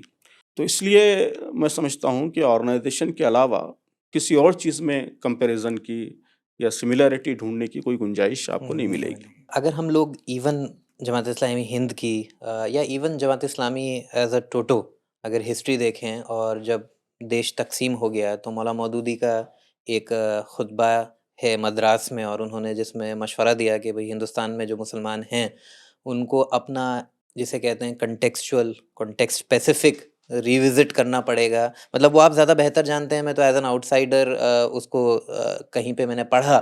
تو ان کا بیسکلی یہ تھا کہ you have to understand the pragmatics of the situation جس میں ابھی آپ لوگ ہیں، اور اسی حساب سے آپ کو اپنی پوری پالیسی ڈیزائن کرنی پڑے گی. تو ایک زمانے میں، حالانکہ 1956 سے پہلے مولانا مودودی بھی الیکشنز میں پارٹیسپیٹ کرنے کے حامل نہیں تھے. وہ یہ تھا کہ بھئی آپ کا ایک گراس روٹس موومنٹ ہوگا، لوگ آپ کی طرف اسلام کی جو کور میسج ہے اس کی طرف ان کا رجحان بڑھے گا. لیکن جب وہ پاکستان میں جاتے ہیں، وہاں پہ وہاں کا پورا نظام دیکھتے ہیں، تو 1956 میں وہ الیکشنز میں بھی پارٹیسپیٹ کرتے ہیں. اور اسی طرح یہ انڈیا میں بھی جو جماعت اسلامی ہے اس کا بھی ایک انڈرسٹینڈنگ رہی پولیٹکس کی ایک زمانے تک، اور بعد میں انہوں نے الیکشن بھی لڑا اور ایک پارٹی بھی فارم کری. تو یہ کیا ایکسپیرینس ہے انڈیا میں جو جماعت اسلامی ہند ہے، اس کا ایکسپیرینس یونیک کیسے ہے، اور وہ کس طرح کا framework as a living tradition کہ even post Maududian thought, Maulana Maududi کے بعد بھی جو جماعت اسلامی ہند ہے وہ اپنے کانٹیکسٹ اسپیسیفک میں ایک طریقے کا اشتہاد تو بہت بڑے الفاظ ہو گئے، ایک طریقے کی جسے کہتے ہیں کہ یونیک کانٹیکسٹ میں اپنی جو ایگزسٹنس ہے اور اپنی جو پارٹیسپیشن ہے اس نیشن اسٹیٹ میں، اس چیز کو، اس رول کو انہوں نے اپنے سمجھنے کی کوشش کری. تو ظاہر ہے کہ کوئی بھی تحریک کام کرتی ہے تو دونوں چیزیں ہوتی ہیں. ایک تو اس کے پرماننٹ پرنسپلس ہوتے ہیں، وہ انچینجیبل ہوتے ہیں، وہ کبھی بدل نہیں سکتے. اور دوسرے جسے آپ نے کہا ہے کنٹیکسٹ اسپیسیفک چیزیں ہوتی ہیں. تو جو اسٹریٹجیز ہوتی ہیں، کام کرنے کے طریقے ہوتے ہیں، میتھڈس ہوتے ہیں، وہ کنٹیکسٹ اسپیسیفک ہوتے ہیں، حالات کے لحاظ سے ہوتے ہیں. حالات کے لحاظ سے اس میں تبدیلی بھی آتی رہتی ہے. تو آزادی سے پہلے کا ہندوستان وہ ایک بالکل دوسری چیز تھی. انگریزوں کی موجودگی، سو مینی فیکٹرز، وہ ایک دوسری چیز تھی. آزادی کے بعد جس طرح کے حالات پیدا ہو گئے اور ہندوستان میں اسلام اور مسلمانوں کے ساتھ جو سچویشن پیدا ہو گئی، وہ ٹوٹلی ایک ڈیفرنٹ سچویشن تھی. تو ان حالات میں تحریک کے لوگوں نے یہ محسوس کیا، ہمارے بزرگوں نے، کہ اب اس ملک میں ہمیں رہنا ہے، یہیں رہنا ہے، یہ ہمارا ملک ہے، اور یہیں ہمیں اپنا دینی فریضہ بھی ادا کرنا ہے. تو اللہ کا دین ہم پر جو ذمہ داریاں عائد کرتا ہے، دین پر عمل کی ذمہ داری ہے، اور دوسرے دین کو انسانوں کے سامنے پیش کرنے کی ذمہ داری ہے. دین کی ویلیوز کو پوری زندگی کا حصہ بنانے کی، پوری زندگی کو اس کے مطابق آرگنائز کرنے کی یہ ذمہ داری ہے. تو اس ذمہ داری کو اس ملک میں ہمیں ادا کرنا ہے. تو یہاں کے حالات کے لحاظ سے بعد میں جب کام شروع کیا گیا تو پہلے مرحلے میں تو یہ محسوس کیا گیا کہ سب سے پہلے ہم کو اپنی بات لوگوں کے سامنے پیش کرنی ہے، دعوت عام کرنی ہے، ہم کیا چاہتے ہیں، ہمارا میسج کیا ہے، وہ لوگوں کے سامنے کمیونیکیٹ کرنا ہے. ظاہر ہے کہ اس مرحلے میں ایکٹیو پولیٹکس میں حصہ لینا، الیکشن میں حصہ لینا، یہ ممکن نہیں تھا، پاسبل بھی نہیں تھا. صرف جماعت اسلامی ہند ہی نہیں، کوئی بھی موومنٹ، کوئی بھی آرگنائزیشن شروع کرے گی تو پہلے مرحلے میں تو وہ الیکشن میں حصہ نہیں لے گی، خاص طور پر آئیڈیالوجیکل موومنٹ جیسی پیورلی پولیٹیکل پارٹی ہے جو اسی مقصد سے وجود میں آئی ہے، اس کا ایک دوسرا معاملہ ہے. لیکن جو آئیڈیالوجیکل موومنٹ ہے وہ تو جب تک اپنے فکر کو، اپنے خیالات کو سماج کے ایک حصے تک نہ پہنچا سکے، اس وقت تک اس کا الیکشن میں حصہ لینا بے معنی ہے. کوئی اس کا مقصد حاصل نہیں ہوگا حصہ لے بھی لے گی. تو لوگوں کو یہ ساری ہسٹری سمجھنی چاہیے، یہ سارے ڈائنامکس سمجھنے چاہیے کہ پہلے ایک لمبے عرصے تک ہمارے بزرگوں نے کیوں اوائڈ کیا، کیوں ایکٹیولی پارٹیسپیٹ نہیں کیا. ایک مرحلے میں جب ضرورت محسوس کی گئی، حالات محسوس کیے گئے، اور یہ بھی محسوس کیا گیا کہ الحمدللہ ہمارا کیڈر بھی بن گیا ہے اور سماج کے ایک بڑے حصے تک ہمارا پیغام پہنچ چکا ہے، ہماری آواز پہنچ چکی ہے. تو گریجولی پھر ایکٹیو پولیٹکس میں مختلف طریقوں سے پارٹیسپیشن کا سلسلہ شروع ہوا. پہلے مرحلے میں تو یہ ہوا کہ ووٹ دینے کا عمل شروع ہوا، اور یہ کہا گیا، یہ مین سلوگنز تھے اس وقت کہ ہم جو ہے ویلیو بیسڈ پولیٹکس کو پروموٹ کریں گے. جو نیک لوگ ہیں، اچھی شبیہ رکھتے ہیں، جن کا کیریکٹر اچھا ہے، ایسے لوگوں کو ہم سپورٹ کریں گے. تو یہ کوششیں ہوئی. بعد میں فرقہ پرستی بڑھنے لگی تو فرقہ پرستی کو اپوز کرنا، اس کو کرٹیل کرنا، یہ گویا پولیٹکس کا مین ٹارگیٹ بنا. اور پھر اس کے بعد ایک مرحلے میں یہ ہوا کہ پھر ارکان جماعت کو یہ اجازت دی گئی کہ وہ چاہیں تو الیکشن میں حصہ بھی لے سکتے ہیں. اور خاص طور پہ نشاندہی کی گئی کہ ویلفیئر پارٹی جو ویلیو بیسڈ پولیٹکس، جو اصل جماعت کی سیاست کا اصل مقصد یہ تھا کہ اس ملک میں سیاست ویلیو بیسڈ ہو، خطروں پر مبنی ہو. ہے نا، جو خطرے ہمارا دستور دیتا ہے، جن خطروں پر سب کا اتفاق ہے، جو یونیورسل ویلیوز ہیں، وہ ویلیوز اصلاً پولیٹیکل سسٹم میں پروموٹ ہوں اور وہی سیاست کی بنیاد بنے. یہ مین فلسفی ہے. تو ویلفیئر پارٹی بھی اسی سلوگن کے ساتھ قائم ہوئی. تو جماعت نے ویلفیئر پارٹی میں اپنے ارکان کو ممبر بننے کی اور ان کے بینر کے تحت الیکشن میں حصہ لینے کی اجازت دی. تو یہ مختلف مرحلے ہیں پولیٹیکل پارٹیسپیشن کے. تو آپ اگر یہ دیکھیں ویلفیئر پارٹی کو as a political party Hindustan میں، اس کے اچیومنٹس، اس کے فیلیئرز، مطلب کیونکہ it is also an experiment that Jamaat Islami ڈڈ، اور کیونکہ ہندوستان میں جو کانسٹیٹوئنسیز ہیں وہ ایسا نہیں ہے کمپلیٹلی مسلم ہیں، کمپلیٹلی ہندو ہیں، اس میں ہر طرح کے پاپولیشن ہے، دلت بھی ہیں، مختلف جو بھی ریشیوز ہوتے ہیں. تو اس کانٹیکس میں جماعت اسلامی جب ایز اے کانسٹیٹوئنسی میں الیکشن میں کھڑے ہوتے ہیں تو کس طرح سے ان کی میسیجنگ رہتی ہے، تو وہاں پہ کچھ اچیومنٹ فیلیئرز اس طرح کے اگر آپ اس پہ کچھ بہرحال توجہ. ہمارا جو ایکسپیریمنٹ ہے، میرے خیال میں ویلفیئر پارٹی کے ایکسپیریمنٹ کو جماعت کے ایکسپیریمنٹ نہیں کہنا چاہیے، ہے نا. وہ تو ایک پارٹی ہے اور ہر طرح کے لوگ ہیں اس میں. جماعت سے اتفاق رکھنے والے لوگ بھی ہیں، اتفاق نہیں رکھنے والے لوگ بھی اچھا، ہیں. جماعت کے باہر کے لوگ بھی اس میں. باہر کے لوگ جی. جماعت سے اتفاق نہیں رکھنے والے لوگ بھی ہیں، اچھا جی. جو جماعت کی آئیڈیالوجی سے یا اس کی پوزیشن سے اتفاق نہیں رکھتے. ایسے لوگ بھی ہیں بڑی تعداد میں. تو ہمارا ایکسپیریمنٹ یہ ہے کہ ہم نے اپنے ارکان کو وہاں جانے کی اجازت دی ہے اور وہاں پوزیشنز بھی بعض ارکان ہولڈ کرتے ہیں، اس کی بھی اجازت دی ہے اور الیکشن کنٹیسٹ کرنے کی اجازت دی. یہ ہمارا ایکسپیریمنٹ ہے، جماعت کا ایکسپیریمنٹ بس یہ ہے. تو ظاہر ہے کہ ابھی تو ہم نے صرف ویلفیئر پارٹی کے سلسلے میں اجازت دی ہے. اس کا مقصد میں نے بتایا آپ کو کہ اس کی وجہ یہی ہے کہ اب اس وقت کے پولیٹیکل سینیریو میں ہم سمجھتے ہیں کہ ویلیو بیسڈ پولیٹکس پر عمل کرنے والی ایک پارٹی ہم کو نظر آ رہی ہے، اس لیے وہاں جانے کی اجازت دی ہے. تو ابھی تو بہت ہی بگننگ اسٹیج ہے، ابھی کوئی بہت ہی امپورٹنٹ مائل اسٹون وہ حاصل نہیں کر سکے ہیں، اسٹل اسٹرگلنگ فیز میں ہیں.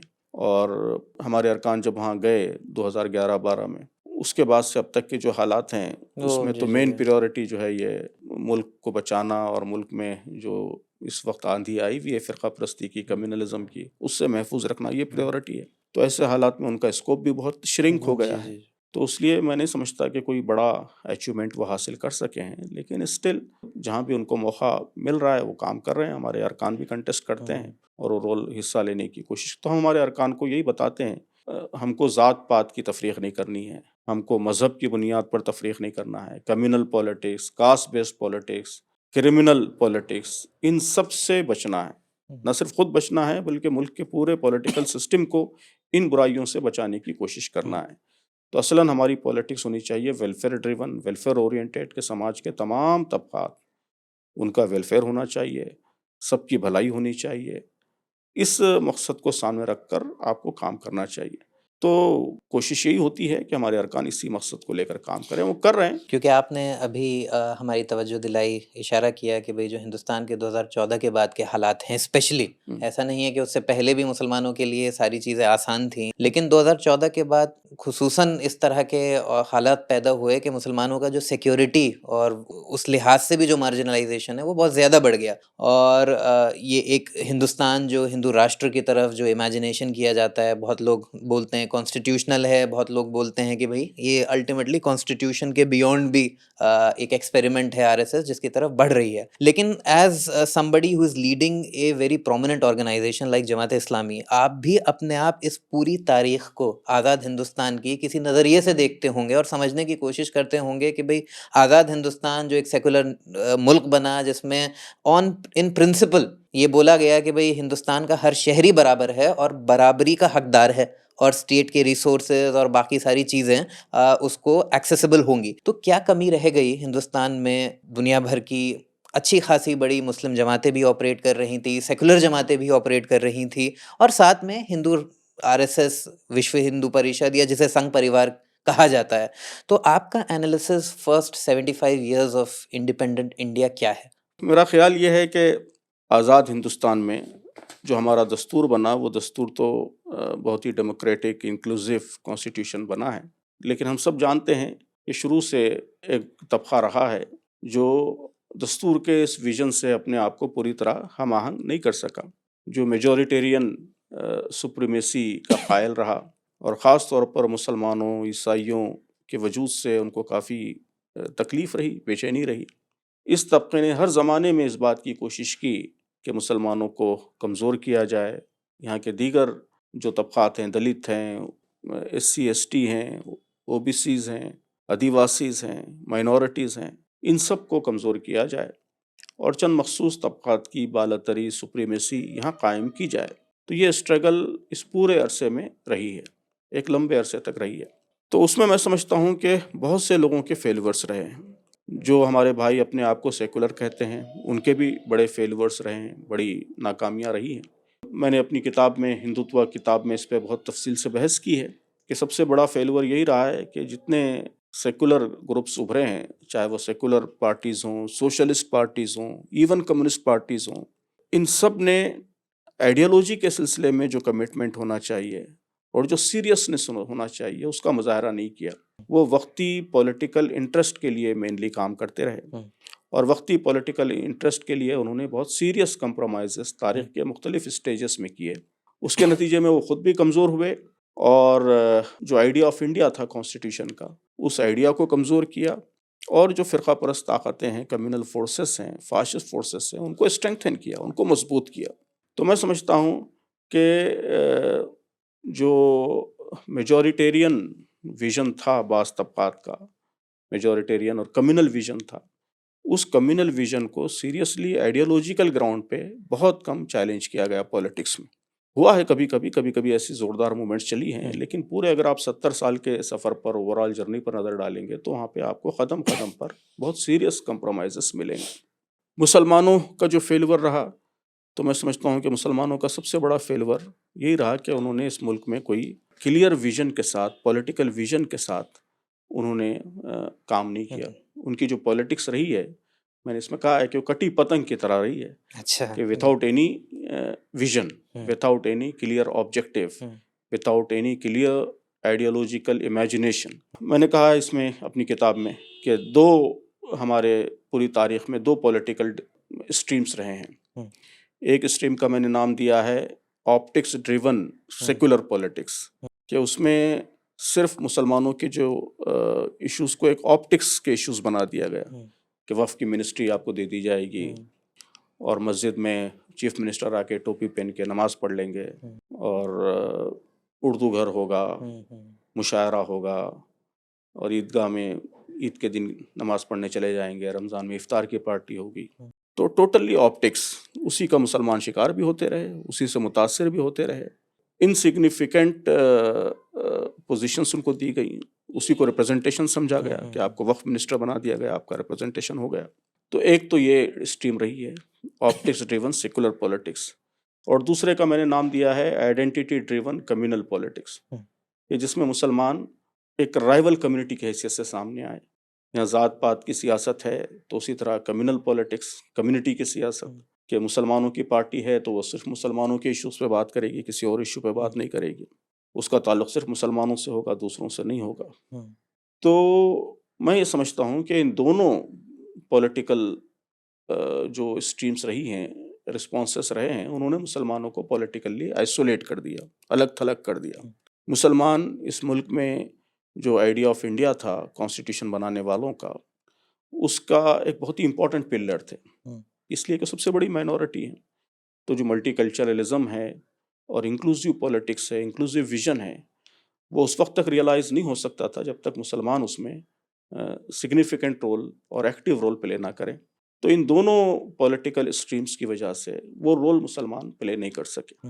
تو میں سمجھتا ہوں کہ یہ ریزنز ہیں موجودہ سچویشن کے، اور اس کا رسپانس میرے خیال میں یہی ہے کہ ایسے حالات میں جو سیکولر پارٹیز ہیں ان کو سب سے زیادہ اپنی آئیڈیالوجی پر توجہ دینی چاہیے، وہ ایک آئیڈیالوجیکل الٹرنیٹیو کے طور پر ان کو ابھرنے کی کوشش کرنی چاہیے۔ شارٹ ٹرم پولیٹیکل گولز اور پولیٹیکل مائلیج سے زیادہ ان کو لانگ ٹرم آئیڈیالوجیکل پوزیشننگ اور آئیڈیالوجیکل چینج، آئیڈیالوجیکل امپیکٹ، اس پر زیادہ توجہ دینی چاہیے۔ اور خود مسلمانوں کو وہ بجائے صرف اپنے مفادات کے لیے کمیونل پولیٹیکل گروپ کے طور پر سامنے آنے کے، یا صرف آپٹکس تک اپنے آپ کو محدود رکھنے کے، اس ملک کے تمام انسانوں کے لیے، دلتوں کے لیے، یہاں کے مائنورٹیز کے لیے، SC ST کے لیے، OBC کے لیے، اور جو بیکورڈ ریجنز ہیں ان بیکورڈ ریجنز کے لیے، رورل ایریاز میں جو لوگ رہتے ہیں ان کے لیے، کسانوں کے لیے، ان سب کے لیے کمپریہنسو ویژن کے ساتھ اسلام کا جو ویلیو سسٹم ہے وہ ویلیو سسٹم اس طرح کے ویژن کو انسپائر کرتا ہے. تو مسلمان جس دین میں یقین رکھتے ہیں وہ دین خود غریبوں کا، کمزوروں کا مداوا، ان کو اوپر اٹھانے کی بات کرتا ہے. تو اگر مسلمان صحیح معنوں میں اسلام کی تعلیمات سے اٹیچ ہوں اور ان ویلیوز کو اپنے پولیٹیکل امیجینیشن کی بنیاد بنائیں تو وہ سب کے سیویئر بن کر اور سب کے مفاد کی بات لے کر وہ پولیٹکس میں آ سکتے ہیں. تو اسی کے نتیجے میں سمجھتا ہوں کہ یہاں تبدیلی آ سکتی ہے. کیونکہ آپ نے میجورٹیرینزم کی بات کری اور آپ نے بات کی کہ ایک ایسا طبقہ رہا ہندوستان میں ہمیشہ، اور وہ آج کے ڈیٹ میں تو حکومت میں بھی ہے، کہ جس کو مسلم ایز این ادر اور کرسچن، کیونکہ یہاں پہ انسگنیفیکنٹ مائنورٹی ہے تو وہ regular day to day politics میں اس کا بہت زیادہ امپلیکیشن ان کو پولیٹیکلی نہیں ہوتا جتنا Muslim as a second largest majority یا لارجسٹ مائنورٹی بار بار ان کو دکھانا خطرے کے طور پہ. تو کیونکہ آپ نے ہندوتو پہ کتاب بھی لکھی ہے، آپ ہندوتو کو ایز اے فلسفی کیسے دیکھتے ہیں، اور آپ کے حساب سے ہندوتو کا جو ایکو سسٹم ہے اس کا اسٹرکچر کیا ہے، اور اس میں مسلمان کیا ہمیشہ کے لیے ایک نیگیٹو اینٹی ہی رہے گا یا پھر ایک ریکنسیلیشن اور ایک انٹریکشن کی پاسبلٹی ہے؟ دیکھیے اصل مسئلہ یہ ہے کہ یہ جو آئیڈیالوجی ہے تو اس کی کوئی بہت ہی ٹھوس بنیاد تو ہے نہیں، کوئی ایسی چیز نہیں ہے جو پرماننٹ ہو، بلکہ وہ اس سے اپنی خوبی بیان کرتے ہیں. یہ لوگ تو یہ کہتے ہیں کہ مسلمان جو بیبلیکل ریلیجنس ہیں، ابراہمک ریلیجنس ہیں، وہ ایک کتاب میں یقین رکھتے ہیں، ایک پیغمبر میں یقین رکھتے ہیں، تو اس لیے ان کے پاس کچھ چیزیں بالکل پرماننٹ ہیں، انچینجیبل ہیں. ہمارے پاس تو ہر چیز ری تھنک ہو سکتی ہے، ہر چیز فلوئڈ ہے، ہر چیز چینج ہو سکتی ہے. تو اسے اپنی خوبی کے طور پر پیش کرتے ہیں. اس لیے تبدیلی کی گنجائش تو ہے، یقیناً بات چیت کی بھی گنجائش ہے، بات چیت ہونا چاہیے، اور جو غلطیاں ہیں وہ غلطیاں واضح کی جانی چاہیے، اور سچائی کی طرف، سچ بات کی طرف متوجہ کرنا چاہیے. یہ کام تو ہماری ذمہ داری ہے، بنیادی طور پر ہر مسلمان کی ذمہ داری ہے. اور اسلام تو ہم کو یہ سکھاتا ہے کہ اللہ کے کسی بھی بندے سے، کسی بھی انسان سے مایوس ہونے کی ضرورت نہیں ہے، ان تک سچائی برابر سامنے لاتے رہنا چاہیے. یہ تو اصولی بات ہو گئی. لیکن اس وقت جو ان کا پیراڈائم ہے اور جو کچھ لٹریچر میں چیزیں ملتی ہیں اور اس کا جو پریکٹیکل مینیفیسٹیشن ہو رہا ہے، دونوں چیزیں ہیں. ایک تو یہ ہے کہ ہسٹری کے کسی زمانے میں کسی نے لکھ دیا، کیونکہ جب بھی کوئی بڑا آئیڈیالوگ آتا ہے، فلسفر آتا ہے، تو ایکسٹریم پہ جا کے بات کرتا ہے. جی، وہ مجبوری ہوتی ہے اس کی، اور سماج کے جو ازمپشنس ہیں، اسٹیٹس کو ہے، اس کو توڑنے کے لیے ایکسٹریم پہ جا کے بات کرنا پڑتا ہے، ایگزیجریشن کے ساتھ، مبالغے کے ساتھ بات کرنا پڑتا ہے.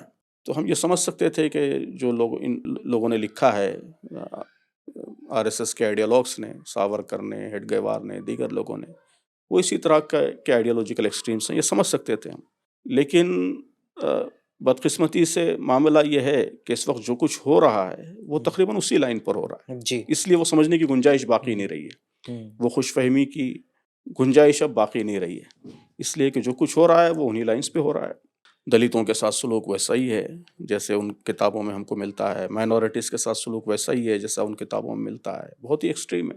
تو اس لیے اس وقت جو پریکٹیکل مینیفیسٹیشن ہے اس آئیڈیالوجی کا، تو اس کو دیکھتے ہوئے اور بھی امید کم ہو جاتی ہے کہ یہ ریکنسیل کریں گے یا کچھ تبدیل ہوں گے، چینج ہوں گے. تو اس وقت جو آئیڈیالوجیکل اور اسٹریٹجک پوزیشن ہے، ان کی پالیسی پوزیشن ہے پوری اس موومنٹ کی، تو وہ تو میں سمجھتا ہوں کہ strong anti minority, anti Dalit اور اینٹی کرسچن، اینٹی مسلم، اور اسٹرانگلی میجورٹیرین گویا اس کا ایک بینٹ ہے، ریسسٹ بینٹ ہے. آپ اپنی مضامین میں اور اپنی خطابوں میں اسلاموفوبیا کے اوپر بھی توجہ لاتے ہیں، اور پچھلے 10 سال میں اسلاموفوبیا ایز اے کیٹیگری بہت زیادہ پرومیننٹلی استعمال بھی کی جاتی ہے. میں کہیں نہ کہیں اسلاموفوبیا کو کئی بار میں نے دیکھا کہ اوور یوز بھی کرتے ہیں لوگ، کہ جہاں پہ اس کا یوز نہیں بھی ہو سکتا. اسی وجہ سے بہت سارے لوگ ایک دم بولتے ہیں کہ بھئی مسلمان کمپلیٹلی وکٹم آئیڈینٹی کے پرسپیکٹو سے آپریٹ کرتا ہے. اور یہ جو اسلاموفوبیا، کیونکہ ہندوستان میں ایسا تو ہے نہیں کہ مسلمان کا کوئی تاریخ نہیں ہے، ہسٹری نہیں ہے، 800-1000 سال پرانی ہے، بلکہ زیادہ بھی لوگ بولتے ہیں. تو آپ بھی اسی طرح سے جو انڈین اسلاموفوبیا ہے اس کو ایک دوسری نظریے سے تھیرائز کرتے ہیں. تو پہلے تو میں سمجھنا چاہوں گا کہ بھئی جو جنرک انڈرسٹینڈنگ آف اسلاموفوبیا ہے گلوبلی وہ کیا ہے، اور آپ ہندوستان میں اسلاموفوبیا کو جب ری تھیرائز کرتے ہیں اور کانٹیکسٹ اسپیسیفک انڈین کیس میں، اس کو آپ کس طرح دیکھتے ہیں؟ میں 2-3 ٹرمز میں ڈفرینشیٹ کرتا ہوں. تو ایک تو ہے کمیونلزم.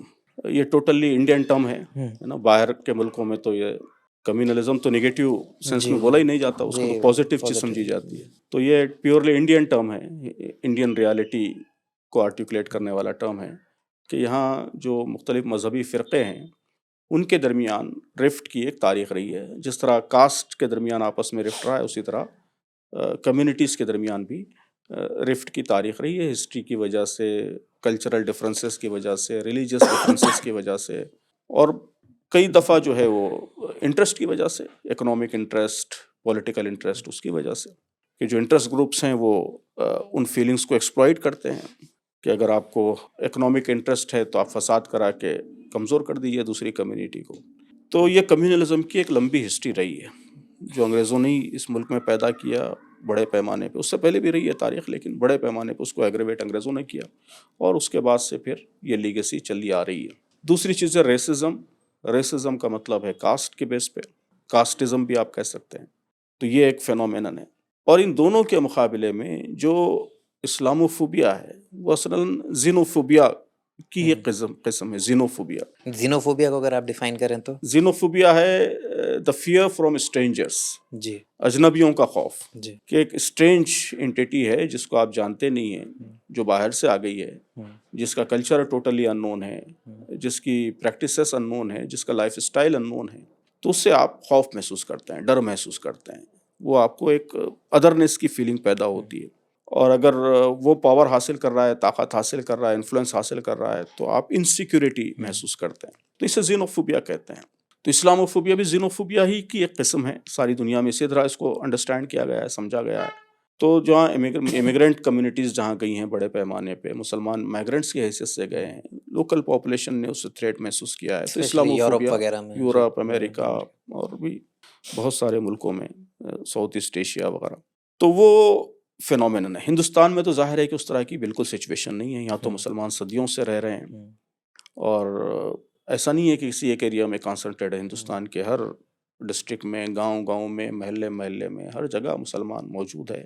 صدیوں سے گہرے آپسی تعلقات ہیں، ٹریڈ ریلیشنس ہیں، سوشل ریلیشنس ہیں، مل جل کے کام کرنے کی، رہنے کی ایک لمبی ہسٹری ہے. تو اس لیے اسلاموفوبیا کی گنجائش تو یہاں نہیں ہے. اسی لیے لوگ کہتے ہیں کہ یہاں جو ہو رہا ہے وہ اسلاموفوبیا آپ نہیں کہہ سکتے. لیکن بدقسمتی یہ ہے کہ یہ جو بڑے پیمانے پہ ڈائسپورا دوسرے ملکوں میں گیا اور وہاں کے سچویشن کو، وہاں کے اسلاموفوبیا کو انہوں نے محسوس کیا، تو اس کو انہوں نے یہاں بھی ایکسپورٹ کرنے کی کوشش کی. تو اب یہ جو کمیونل فورسز ہیں، فاشسٹ فورسز ہیں، وہ آرٹیفیشلی ایک اسلاموفوبک سچویشن کریٹ کرنے کی کوشش کر رہے ہیں. میجر ڈفرنس میں سمجھتا ہوں یہ ہے کہ جو کمیونلزم ہے اس میں جو جھگڑے کی، کنفلکٹ کی جو بنیاد ہے وہ کبھی بھی مذہب نہیں بنتا، آپ کی کلچرل پریکٹسز نہیں بنتی، بلکہ چھوٹے موٹے واقعات بنتے ہیں. ہندوستان میں جو فسادات ہوتے رہے، لڑکی کو چھیڑا اس لیے فساد ہو گیا، مسجد کو، مندر کو کچھ کر دیا اس لیے فساد ہو گیا، جلوس نکل گیا اس لیے فساد ہو گیا، بزنس کا کوئی جھگڑا ہو گیا وہ بڑھ کے فساد ہو گیا. یہ ہوتا رہا ہے. نمبر 1. نمبر 2، وہ ہمیشہ ٹیمپرری رہا ہے. فساد ہوتا ہے اور اس کے بعد چند دنوں تک ماحول ٹینس رہتا ہے، اور اس کے بعد پھر نارملائز ہو جاتے ہیں. پھر دکانیں جلی ہوئی ہیں تو وہی دوبارہ بس جاتی تھیں، اور پھر بھائی بھائی بن کے لوگ رہ جاتے تھے. یہ تاریخ رہی ہے ہماری پوری.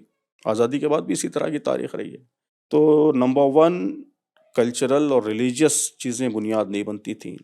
Number 2، it was always temporary. Number 3، it was limited to only certain جیوگرافیز.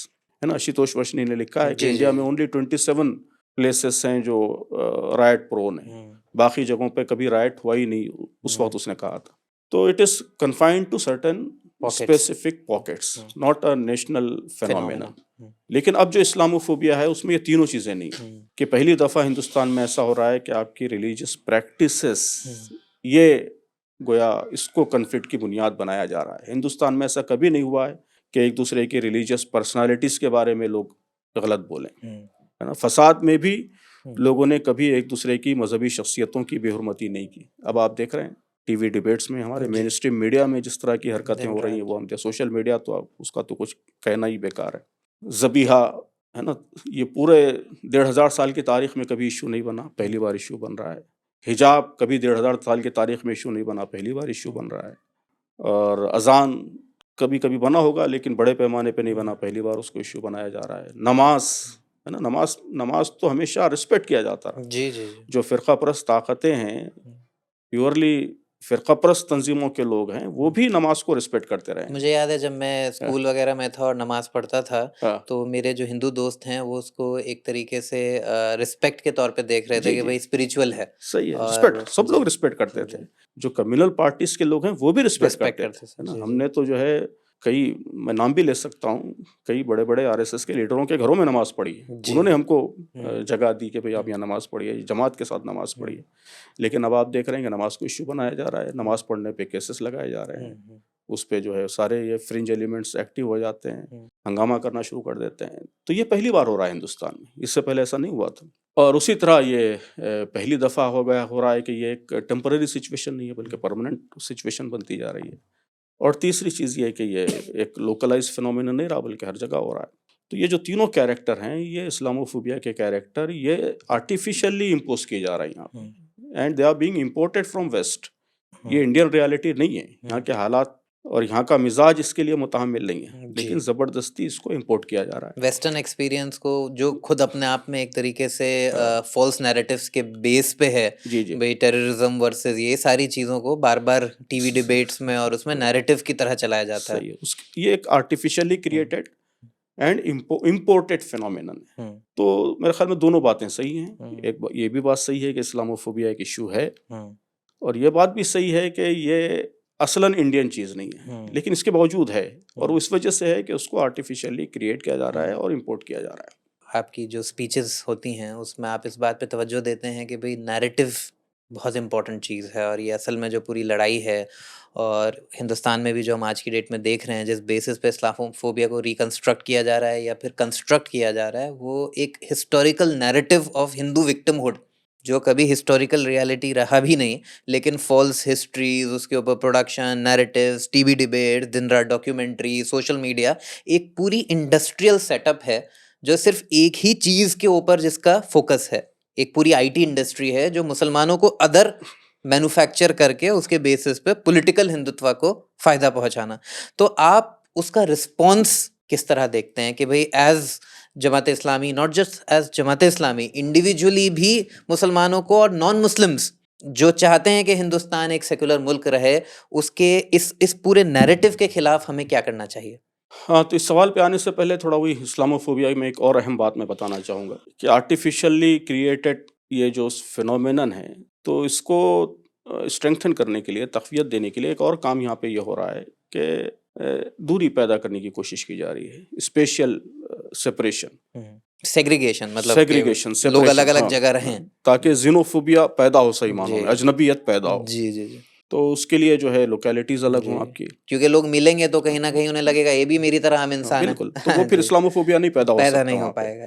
جب تک آپ اجنبی نہیں سمجھیں گے دوسرے کو, اس وقت تک آپ اس کے شکار نہیں ہوں گے. تو اجنبیت پیدا کرنے کے لیے دوری پیدا کرنے کی کوشش کی جا رہی ہے. دوری دونوں طرح سے ہے, جغرافیائی دوری ہے کہ آپ کی بستیاں الگ ہو جائیں, آپ کو جو ہے ہندو لوکیلٹیز میں آپ کو گھر نہ دیا جائے, کرائے سے نہ دیا جائے, آپ خریدنا چاہیں تو وہ نہ دیا جائے, آپ کے الگ گھیٹوس بن جائیں, آپ کے الگ انکلیوز بن جائیں. پھر اس کے بعد جو ہے آپ کی ہر چیز الگ ہو جائے, آپ کا بزنس الگ ہو جائے, آپ کے اسکولس الگ ہو جائیں. یہ جو مینٹل گیٹوائزیشن ہے وہ بھی اس کے نتیجے میں شروع ہو جائے. تو یہ دونوں چیزیں ہو رہی ہیں بڑے پیمانے پہ. اس کو بھی اس ملک میں ایک بڑی تبدیلی وہ بھی لانے کی کوشش ہو رہی ہے.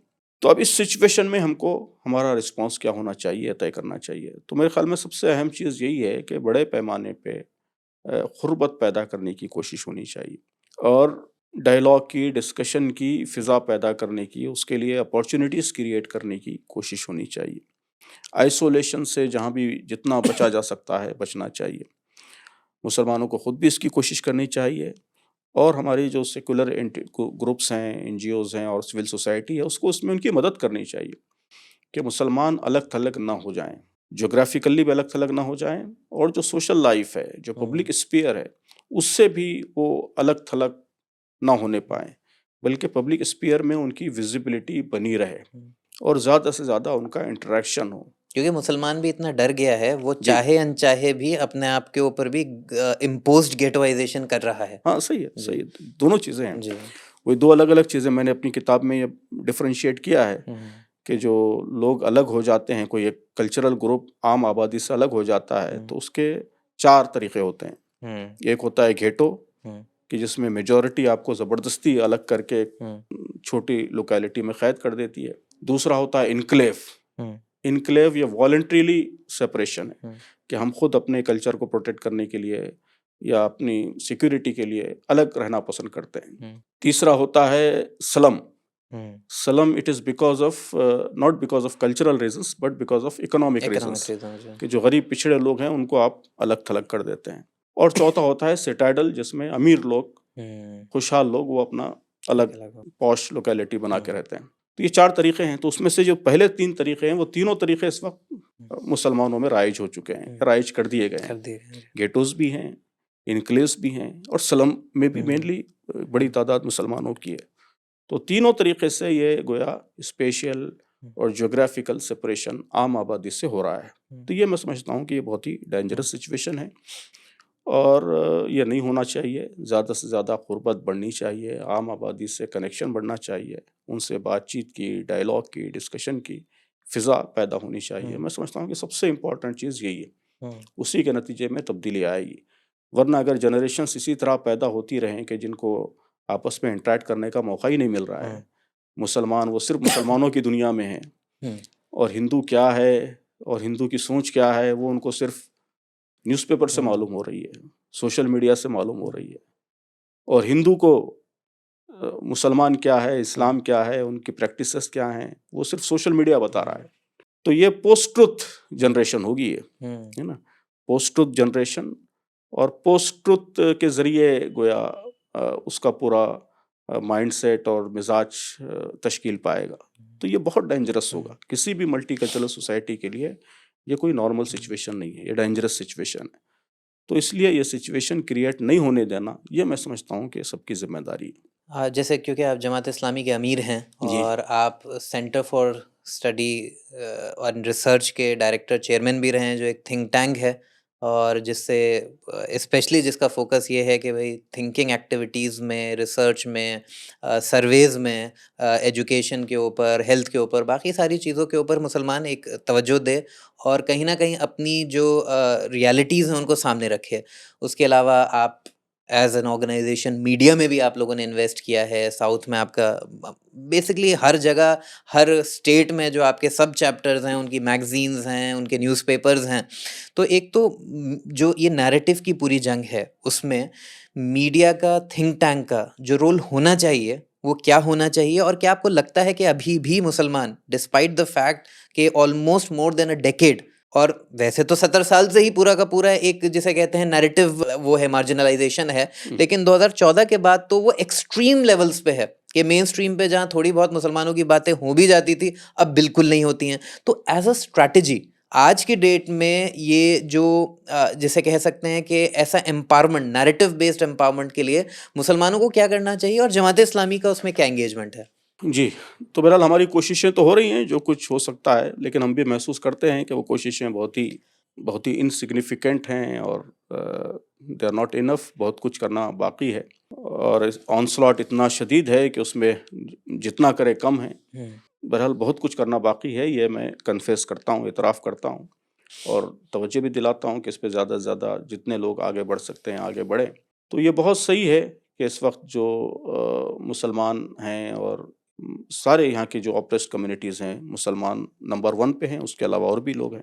تو یہ سب نریٹیو کی اس جنگ میں بہت ہی بیک فٹ پر ہیں.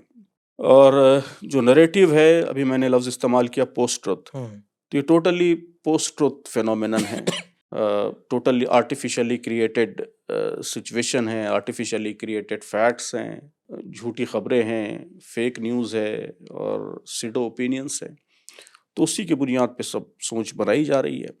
تو اب ایسے حالات میں ظاہر ہے کہ کام کا طریقہ یہی ہے کہ زیادہ سے زیادہ سچائی کو سامنے لایا جائے، سچائی کو سامنے لایا جائے، اور سچائی کو سامنے لانا یہ زیادہ مشکل نہیں ہوتا۔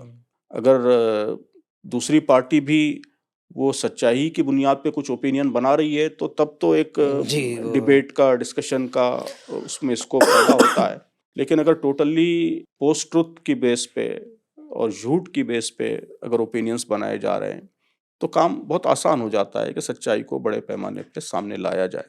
تو سچائی کو سامنے لانے کا طریقہ یہی ہے کہ میڈیا کے ذریعے، سوشل میڈیا کے ذریعے فیکٹس کو، حقیقت کو زیادہ سے زیادہ لوگوں کے سامنے لایا جائے، نمبر 1۔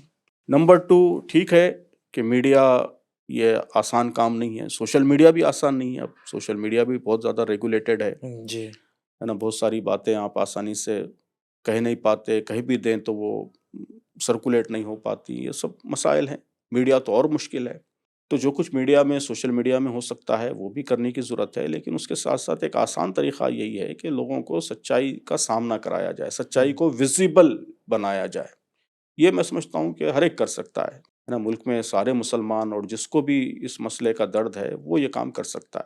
مثلاً بہت سمپل ہے کہ لوگ کہتے ہیں کہ بھئی جمعہ میں مسلمان لڑنے لڑانے کی بات کرتے ہیں اور بھڑکاتے ہیں ایک دوسرے کو، ملک کے خلاف بھڑکاتے ہیں یا کہ میجورٹی آبادی کے خلاف بھڑکاتے ہیں، یہ نیریٹو ہے، یہ نیریٹو ہے نا جی۔ تو لوگوں کو جمعہ میں بلائیں، آپ بلا کے دکھائیں کہ جمعہ میں کیا ہوتا ہے اور جمعہ میں کیا خطبہ ہوتا ہے، کیا بات بیان کی جاتی ہے۔ اذان کے بارے میں غلط فہمی ہے، اذان کا مطلب لوگوں کو بتائیں، سمجھائیں کہ اذان کے میننگ کیا ہے۔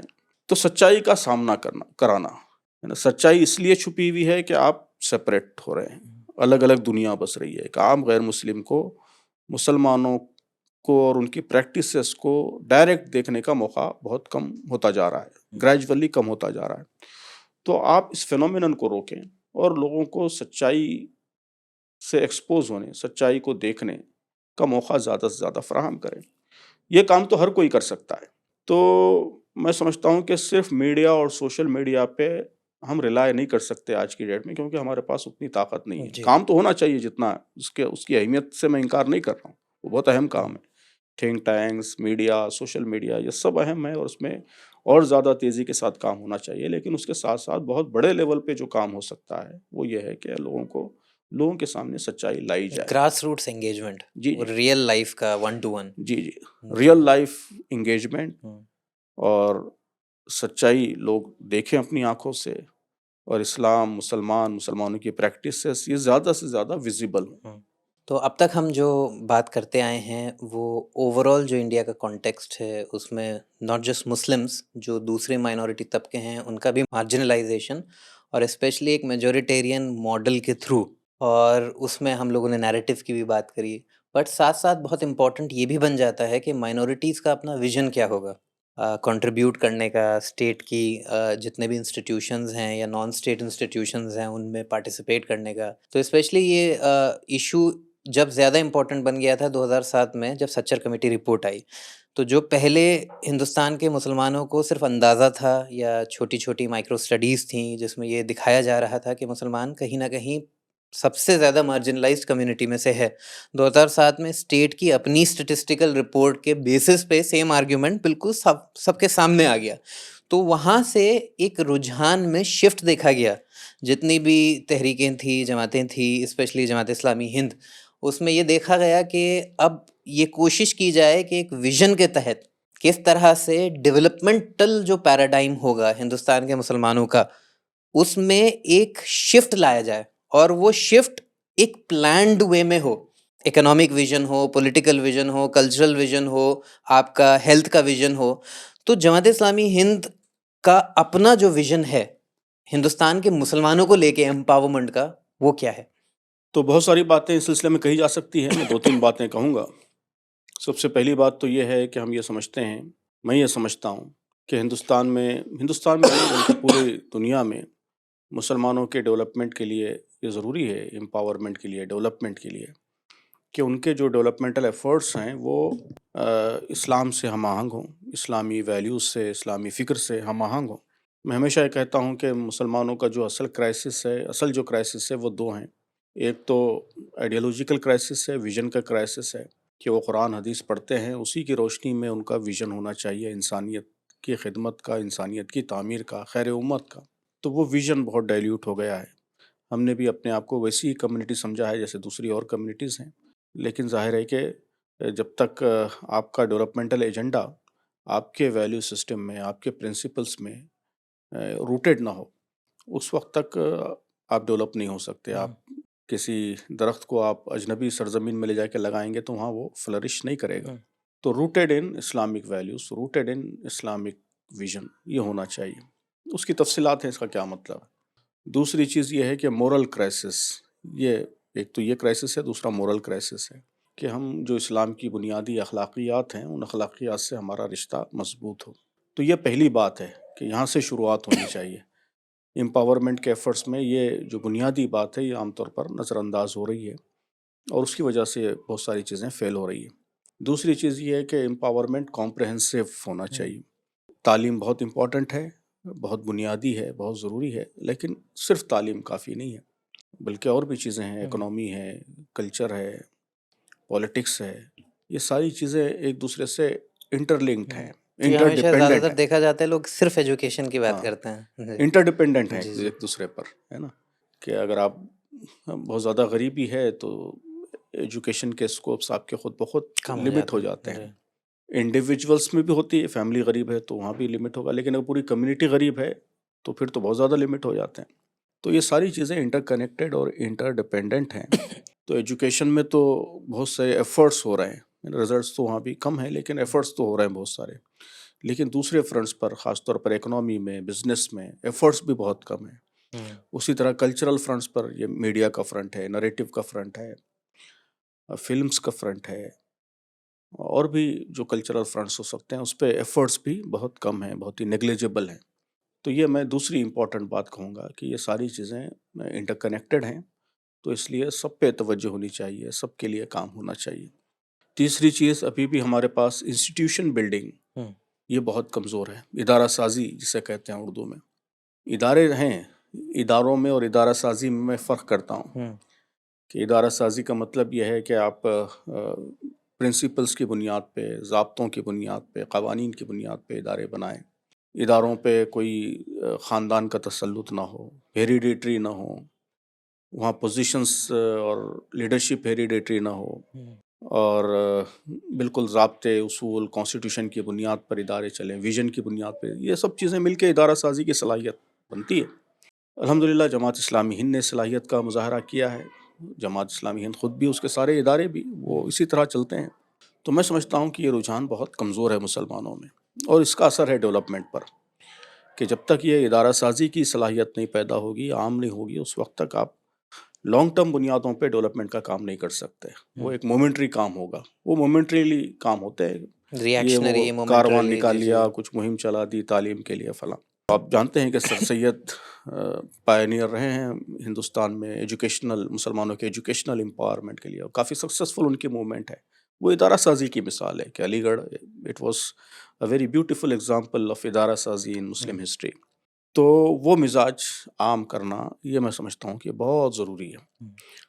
اسی کا تعلق ان سب چیزوں سے بھی ہے، تھنک ٹینک سے ہے، کہ ہماری جتنی لیڈرشپ، ساری لیڈرشپ ہے، وہ مومنٹریلی اور آربیٹری، گویا اس کا پورا اسٹائل آف ورکنگ ہے کہ چیرسمیٹک لیڈرز یا نسلی جو قائدین ہیں، وہ بس ان کے ڈیسیجنز اور ان کے امپلسو ڈیسیجنز وقتی طور پر جو فیصلہ کر لیں اسی کے حساب سے سارا کام چلتا ہے۔ ظاہر ہے کہ دنیا میں اب کام کا طریقہ یہ نہیں ہے نا، ہر بڑا فیصلہ اس کے پیچھے ریسرچ کی بیکنگ ہوتی ہے، اس کے پیچھے اسٹڈیز کی بیکنگ ہوتی ہے، تھنک ٹینکس کی بیکنگ ہوتی ہے، ایک آرگنائزڈ ایفرٹ ہوتا ہے کہ کئی پلیئرز مل کے ٹیم اسپرٹ کے ساتھ کام کرتے ہیں، تب سالڈ رزلٹ آتا ہے۔ تو وہ رجحان بہت کمزور، بلکہ آلموسٹ ابسینٹ ہے مسلمانوں کے اندر۔ تو یہ بھی میں سمجھتا ہوں کہ ہماری پسماندگی کا، بیکورڈنس کا ایک بڑا سبب ہے۔ تو ڈیولپمنٹ کے لیے ان سارے ایشوز کو ایڈریس کرنا ہوگا۔ آپ آئسولیشن میں ایک ایک چیزوں کو پک کر کے اس پہ کام کریں گے تو اس سے ڈیولپمنٹ نہیں ہوگا بھی تو وہ بہت ہی فریکچرڈ ہوگا، ٹیمپرری ہوگا، اور لوپ سائیڈڈ ہوگا، ون سائیڈڈ ہوگا۔ تو اس لیے یہ سارے فیکٹرز کو توازن کے ساتھ ایڈریس کرنا، یہ میں سمجھتا ہوں کہ ضروری ہے۔ تو ہم اسی کی کوشش کر رہے ہیں، جماعت اور جماعت کے سارے ادارے انہی لائنز پر مسلمانوں کی تربیت کی بھی، ان کی ذہن سازی کی بھی کوشش کر رہے ہیں، اور انہیں لائنس پر ادارے بنانے کی بھی کوشش کر رہے ہیں۔ کیونکہ آپ نے انسٹیٹیوشنلائزیشن کی بات کری اور انسٹیٹیوشن بلڈنگ کی بات کری، اور آپ کا ایک بہت جو امپورٹنٹ فوکس تھا وہ یہ تھا کہ بھئی آئیڈیولوجیکل جو پرنسپلز ہیں ان کے بیس پہ انسٹیٹیوشنس قائم کیے جائیں۔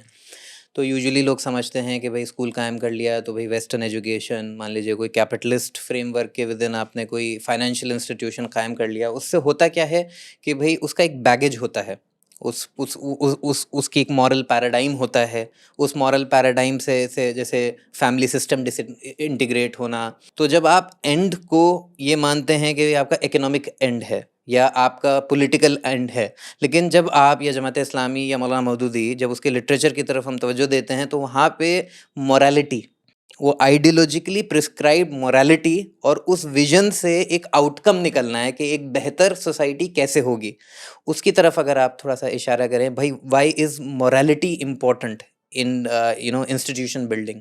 ہر جگہ یہ بات آج میرے خیال میں تسلیم شدہ بات ہے، لیڈرشپ میں، مینجمنٹ میں، کوئی بھی گروپ، کوئی بھی ٹیم، چاہے وہ چھوٹا گروپ ہو، بڑا گروپ ہو، وہ جب کام کرتا ہے تو دو چیزوں کی بڑی امپورٹنس ہوتی ہے۔ ایک تو ہوتا ہے اس کا ویژن اور گول، اور دوسرا ہوتا ہے اس کا ویلیو سسٹم، ہے نا، اسٹریٹجی اسی کا نام ہے۔ تو جب تک یہ کلیئرٹی، دونوں چیزیں ہونی چاہیے، کلیئرٹی بھی ہونی چاہیے اس سلسلے میں، اور اس سے ہم آہنگی بھی ہونی چاہیے۔ جب تک یہ نہیں ہوگا اس وقت تک آپ ایک گروپ بن ہی نہیں سکتے، ہے نا۔ یہ فلسفی ہے آج کل لیڈرشپ میں کہ آپ گروپ بن ہی نہیں سکتے جب تک آپ ایک کامن ویلیو سسٹم کے تحت نہ آ جائیں اور ایک کامن ویژن کے تحت نہ آ جائیں۔ تو یہ جو ہے ظاہر ہے کہ پوری امت کے لیے بھی ضروری ہے۔ میں نے عرض کیا کہ امت کا جو کرائسس میں نے کہا ہے وہ یہی ہے بنیادی طور پر، کہ ہمارا چونکہ کوئی کامن ویژن نہیں ہے دنیا کے سلسلے میں، ملک کے سلسلے میں، پورے ملک کے سلسلے میں، تو اس کی وجہ سے وہ سولیڈارٹی ڈیولپ نہیں ہو پا رہی ہے، اس کی وجہ سے کام کی وہ اسپرٹ نہیں ڈیولپ ہو پا رہی ہے، وہ موٹیویشن ڈیولپ نہیں ہو پا رہا ہے۔ اور اسی طرح ویلیو سسٹم تو اسلام میں بہت ڈیفائنڈ ہے، لیکن پریکٹیکلی وہ سینسٹیوٹی پورے ویلیو سسٹم کو لے کر وہ موجود نہیں ہے۔ اس لیے میں نے کہا کہ دوسرا امپورٹنٹ کرائسس وہ مورل کرائسس ہے، اخلاقی کرائسس۔ تو یہ پوری امت کا بھی مسئلہ ہے۔ امت ایز این انٹیٹی جب آپ لے لیں گے، پوری ملت کو ایک کلیکٹیو یونٹ مانیں گے، تو اس کا بھی مین مسئلہ یہی۔ اور جب ادارہ بنے گا تو ادارے کے لیے بھی یہ دو چیزیں بہت ہی فنڈامنٹل ہوں گی، بہت ہی ضروری ہوں گی۔ ان دونوں چیزوں کا اسلام کی بنیادی تعلیمات سے ہم آہنگ ہونا بھی ضروری ہے، کیونکہ آپ کا مین ڈیفینیشن ہی مسلمانوں کا اسلام ہے۔ تو یہ بھی نہیں ہو پا رہا ہے۔ تو میں سمجھتا ہوں کہ اس کی وجہ سے بھی ادارے ہمارے صحیح طریقے سے بلڈ نہیں ہو پا رہے ہیں، یا پرفارم نہیں کر پا رہے ہیں، یا وہ رزلٹ نہیں دے پا رہے ہیں جو ان سے مطلوب ہے۔ تو اس لیے یہ تو بہت ہی ضروری ہے کہ ہمارے ادارے ہماری ان دونوں چیزوں سے، ہمارے مقصد سے، ہمارے ویژن سے اور ہمارے ویلیو سسٹم سے ہم آہنگ ہوں۔ جماعت اسلامی کیونکہ ایک اپنے آپ میں ایک بہت بڑا ادارہ ہے جس کا پراپر ڈیولپمنٹ کے ڈپارٹمنٹس ہیں، الگ الگ شعبے ہیں جو الگ الگ کرائسس آف مسلم ڈیولپمنٹ یا مسلم کمیونٹیز کے ڈیولپمنٹ کو ایڈریس کرتے ہیں۔ تو اگر آپ کچھ ایسی ایگزامپلز بتائیں کہ جماعت اسلامی کس طرح سے پریکٹیکلی، میتھڈولوجیکلی اپنے ویژن کو زمین پہ اتارتا ہے، اور انسٹیٹیوشنس کے تھرو اور باقی سارے جو اس کے پروجیکٹس ہیں، کیا کیا چیزیں ہیں جس پہ جماعت اسلامی کا فوکس ہے؟ کئی شعبے ہیں جماعت کے، تو ابھی تو ہمارے تقریباً 30-40 شعبے ہیں یا مرکز میں جو کام کر رہے ہیں۔ بنیادی طور پر ایک شعبہ ہمارا ملک کے غیر مسلموں سے متعلق ہے، برادران وطن سے متعلق ہے۔ انٹر کلچر جی ڈائلاگ، تو اس میں ہم انٹر کلچرل ڈائلاگس، ڈسکشن، اور اسلام کیا ہے، اس کی حقیقت کیا ہے، ریالٹی کیا ہے، وہ ان کو بتانا، اس کی طرف ان کو متوجہ کرنا، یہ کوشش کر رہے ہیں۔ تو یہ اس لیے ہے کہ ہم یہ سمجھتے ہیں کہ یہ مسلمانوں کا بنیادی کام ہے، یہ ان کی ذمہ داری ہے، ان کا فریضہ ہے۔ اس ملک میں مسلمانوں کے جو مسائل ہیں ان کا ایک بڑا سورس ہے یہ کہ غلط فہمیاں، دوری، اور اسلام کی مس انڈرسٹوڈ جو امیج ہے، وہ ایک روٹ سورس ہے، میجر سورس ہے مسلمانوں کے بہت سارے مسائل کا، پرابلمس کا۔ تو اس کو حل کرنے کے لیے ضروری ہے کہ یہ کام ہو۔ یہ کام ہم جو کرتے ہیں وہ بالکل پیورلی اسلامک ویلیوز کے مطابق کرتے ہیں۔ میں نے عرض کیا ابھی کہ اسلام کی یہ بہت ہی امپورٹنٹ ویلیو ہے کہ کسی بھی فرد کو مجبور نہ کیا جائے، دھمکی، دھونس۔ ظاہر ہے کہ مسلمان تو اس پوزیشن میں بھی نہیں ہے، یہ تو بہت ہی غلط بات ہے کہ مسلمان کہیں کنورژن کے لیے، اسلام قبول کرانے کے لیے لوگوں کو دھونس دھاندلی سے کام لیتے ہیں۔ کیسے کریں گے؟ یہ وہ خود مجبور پریشان حال ہیں۔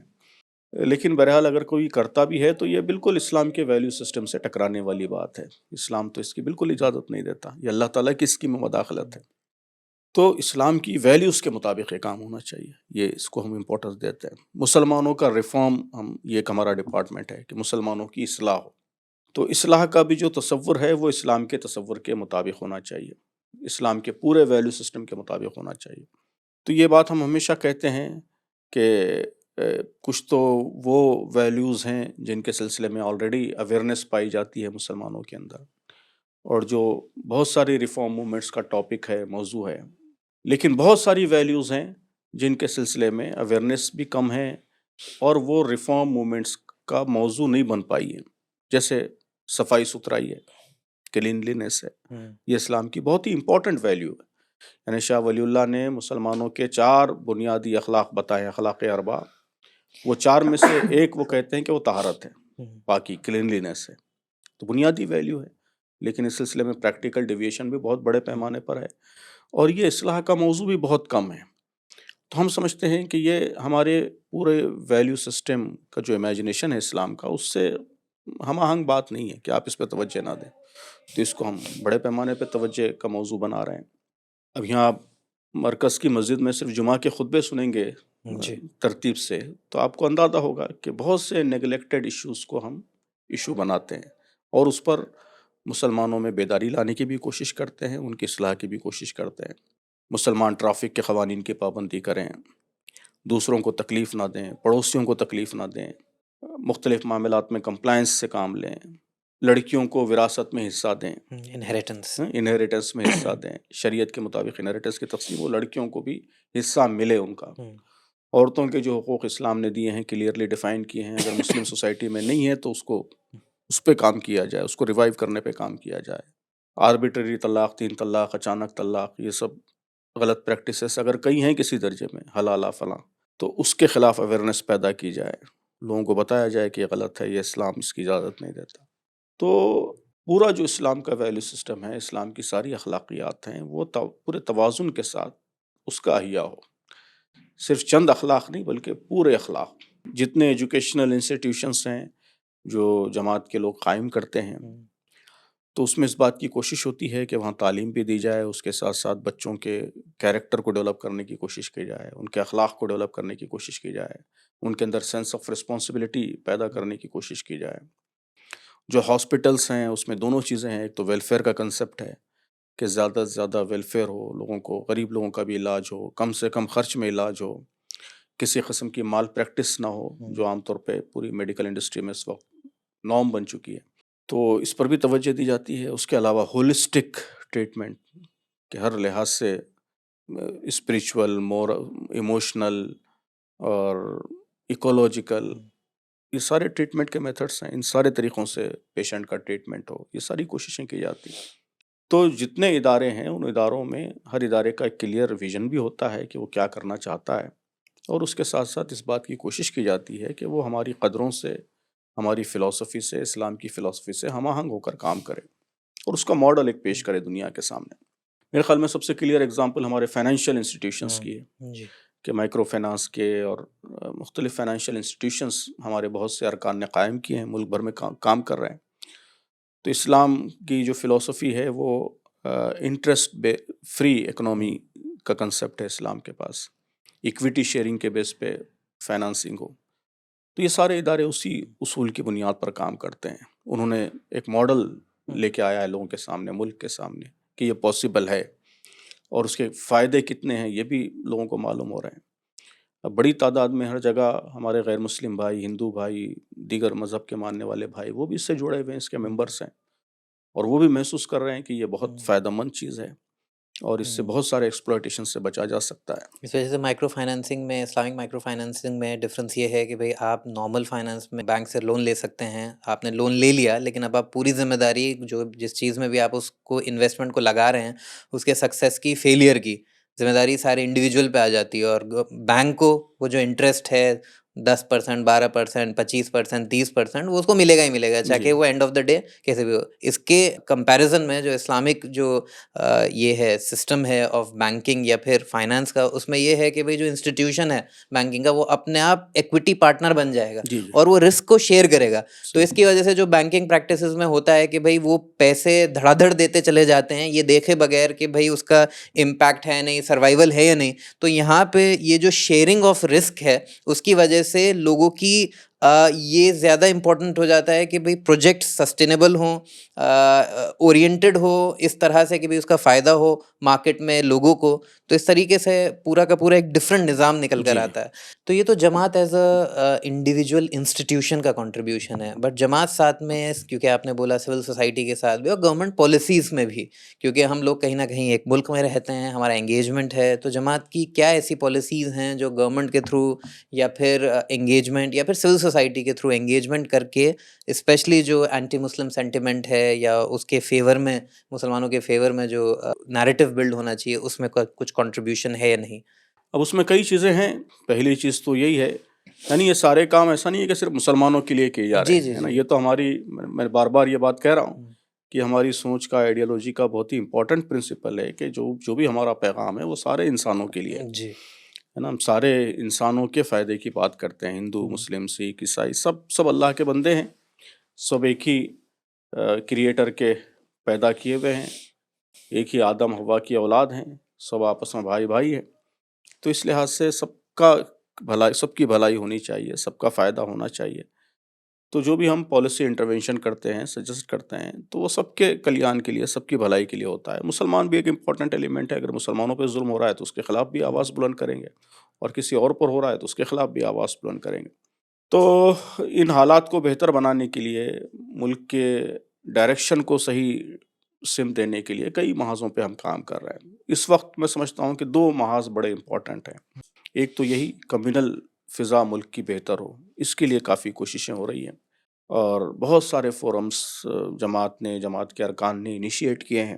مذہبی لوگوں کے فورمز ہیں، انٹلیکچوئل کے فورم ہیں، اسٹوڈنٹس اینڈ یوتھ کے فورمز ہیں، طرح طرح کے فورمز ہیں. ان فورمز کے ذریعے اسی بات کی کوشش کی جا رہی ہے کہ زیادہ سے زیادہ لوگوں کو ایک دوسرے کو سمجھنے کا موقع ملے، ڈائیلاگ کا، ڈسکشن کا موقع ملے، بات چیت کا موقع ملے، مل جل کر ملک کی تعمیر اور ترقی کے لیے کام کرنے کا موقع ملے. تو یہ کام ہو رہا ہے، اور بہت سارے فورمز اس کے لیے کام کر رہے ہیں. کئی فورم نیشنل لیول کے ہیں، کئی اسٹیٹس میں ہیں، کئی لوکل ہیں. تو یہ ایک میں سمجھتا ہوں کہ کام کا ایک بڑا فرنٹ ہے. دوسرا جو امپورٹنٹ فرنٹ ہے وہ اخلاق اور مورالٹی ہے. یعنی یہ ہمیشہ سے جماعت کا کنسرن رہا ہے کہ ملک میں ایک مورل ریولوشن آئے، مورل چینج آئے، اور ہمارا ہر شعبہ جو ہے وہ ویلیو بیسڈ ہو. سب سے امپورٹنٹ پولیٹکس ہے، پولیٹکس ویلیو بیسڈ ہو، اور اسی طرح ہمارے بزنسز اور ہماری سوشل لائف، ان سب میں مورالٹی، ویلیوز، اس کو جگہ ملے. تو ظاہر ہے کہ ویلیوز میں کچھ فرق بھی ہے. مسلمانوں کی، اسلام کی تعلیم کردہ ویلیوز الگ ہو سکتی ہیں، کچھ اور ہندوازم کی الگ ہو سکتی ہیں، لیکن بہت سی ویلیوز کنسنشول ہیں، مشترک ہیں. تو کم از کم ان کنسنشول ویلیوز پر ہم سب مل کر کام کریں اور ملک میں وہ تبدیلی لے کر آئیں. جو اسلام کی ویلیوز ہیں اس کے لیے تو مسلمانوں میں اویئرنیس لائی جائے گی، مسلمانوں میں وہ پیدا کرنے کی کوشش کی جائے گی. لیکن جو کامن ویلیوز ہیں، کنسنشول ویلیوز ہیں، اس کے حوالے سے پورے ملک میں سب مل کر کام کریں گے، سب مل کے تبدیلی لائیں. تو کرپشن کے خلاف، سیکشول پرورژن، ریپ، عورتوں کا ایکسپلائٹیشن، اس کے خلاف، اور الکوہل کے خلاف، شراب کے خلاف، تو اس طرح کی چیزوں کے خلاف مختلف آرگنائزیشنز کے ساتھ مل کر کام کیا جاتا ہے. تو یہ دوسرا امپورٹنٹ پارٹ ہے ملک کے حوالے سے. اور ملک کے حوالے سے تیسرا امپورٹنٹ پارٹ وہ ویلفیئر ہے. تو ہم سمجھتے ہیں کہ ہمارے جو کانسٹیٹیوشن کا ویژن ہے وہ ویلفیئر کا ویژن ہے، ویلفیئر اسٹیٹ کا ویژن ہے. اس میں ویلتھ کے کنسنٹریشن کو روکنے کی بات کہی گئی ہے. ویلتھ جو ہے وہ امیروں سے غریبوں کی طرف آئے، اس کی بات کہی گئی ہے. میکسیمم پاسبل اکنامک ایکویلٹی پیدا ہو، اس کی بات کہی گئی ہے نا. یہ ڈائریکٹیو پرنسپلس میں یہ سب باتیں ہیں. وہ سب چھوڑ کے صرف اس وقت یونیفارم سول کوڈ کا ہنگامہ ہے. تو اصل تو یہ سب باتیں ہیں جس میں اسٹیٹ کا ایک بہت ہی کمپریہنسو کنسیپٹ دیا گیا ہے. تو ہم اس کے لیے مسلسل متوجہ کرنے کی کیمپینز چلانے کی کوشش کرتے ہیں. ابھی حال ہی میں بجٹ پہ جو پریس کانفرنس ہوئی آپ نے سنی ہوگی، اس میں ہم نے تفصیل سے بجٹ کیسا ہونا چاہیے اس کے سلسلے میں مشورے دیے ہیں. تو اور بھی ہمیشہ ہم انگیج ہوتے ہیں، اسٹیٹ کے ساتھ بھی انگیج ہوتے ہیں، پالیسی میکرز کے ساتھ بھی انگیج ہوتے ہیں، جنرل سوسائٹی کے ساتھ بھی انگیج ہوتے ہیں، اور کوشش کرتے ہیں کہ ہمارے ملک کی جو پالیسیز ہیں اس کا رخ ویلفیئر کی طرف اور زیادہ سے زیادہ ایگیلیٹیرینزم کی طرف، مساوات کی طرف، یہ ہماری پالیسیز کا رخ ہو. جیسے میں آپ کو پہلے بھی بتا رہا تھا کہ زیادہ تر لوگ جو ایکٹیو پولیٹیکل لائف یا پھر ایکٹیو ایسی لائف کے جہاں پہ کمیونٹی یا پھر نیشن کے ایشوز کو وہ لوگ ریز کرتے ہیں، وہ کہیں نہ کہیں کسی نہ کسی زندگی میں ایسا کوئی ان کے ایونٹ ہوتا ہے یا ایکسپیرینس ہوتا ہے جس کے تھرو ان کی توجہ ادھر زیادہ بڑھتی ہے. تو جیسے میرے لیے، میں جے این یو میں سی اے میں، جب سی اے کا وقت تھا تو میں جے این یو میں طالب علم تھا، اور اس زمانے میں مسلم یوتھ اسپیشلی بہت ایکٹیو تھا. بٹ پچھلے 5 سال میں ایز این آبزرور میں نے دیکھا کہ جو اوور آل جو یہ موومنٹ نکل کر آیا تھا، جہاں پہ ینگ مسلم انڈیویجولز، عورتیں اور بزرگ سب لوگ اکٹھے ہو کے اوور آل ملک کی جو پالیسیز ہیں، not just about the C A A, but وہاں پہ پھر جنرل باتیں بھی ہونے لگی تھیں. تو کہیں نہ کہیں وہ پورا کا پورا جو پیس ہے اور وہ جو ایکٹیوزم ہے، وہ کہیں نہ کہیں پھر سے مارجنلائز ہوا ہے، شرنک ہوئی ہے وہ اسپیس. اور میں نے اپنے ہی جو قریب کے لوگ جو زمانے میں بہت ایکٹیو تھے، کہیں نہ کہیں ان میں یہ محسوس کیا کہ as if hope is dying. لوگوں نے فلسطین کو دیکھا، لوگوں نے بہت سارے اور اس طرح کے ایگزامپل دیکھے، دن رات ہیٹ کرائمز، لنچنگ. تو کہیں ان کو یہ ذہن میں ان کے بس گیا کہ شاید وہ ایک ایکٹیو ایکٹر کی طرح اسٹیٹ بلڈنگ میں اور نیشن بلڈنگ میں پارٹیسپیٹ نہیں کر سکتے، اور اس کے نتیجے میں انہوں نے اپنے آپ کو ایک ایکٹیو لائف سے، ایک involvement in socio economic issues, اس سے ہٹا لیا. ان نوجوانوں کے لیے، کیونکہ زیادہ تر آپ کے بہت ساری جو تقریریں ہیں اس میں آپ یوتھ کو ایڈریس کرتے ہیں، کیونکہ آپ سمجھتے ہیں کہ بھائی یہی وہ لوگ ہیں جو الٹیمیٹلی پھر سے ریپلیس کریں گے چیزوں کو. میں سمجھتا ہوں کہ بہت اہم بات آپ نے چھیڑی ہے یہ، کہ اس وقت جو ہندوستان کے مسلمانوں کے مسائل ہیں یا ملک کے بھی جو مسائل ہیں اس وقت، تو وہ مسائل اس طرح کے ہیں، اس نوعیت کے ہیں کہ اس کا کوئی فوری امیجیٹ شارٹ ٹرم سولوشن نہیں ہے.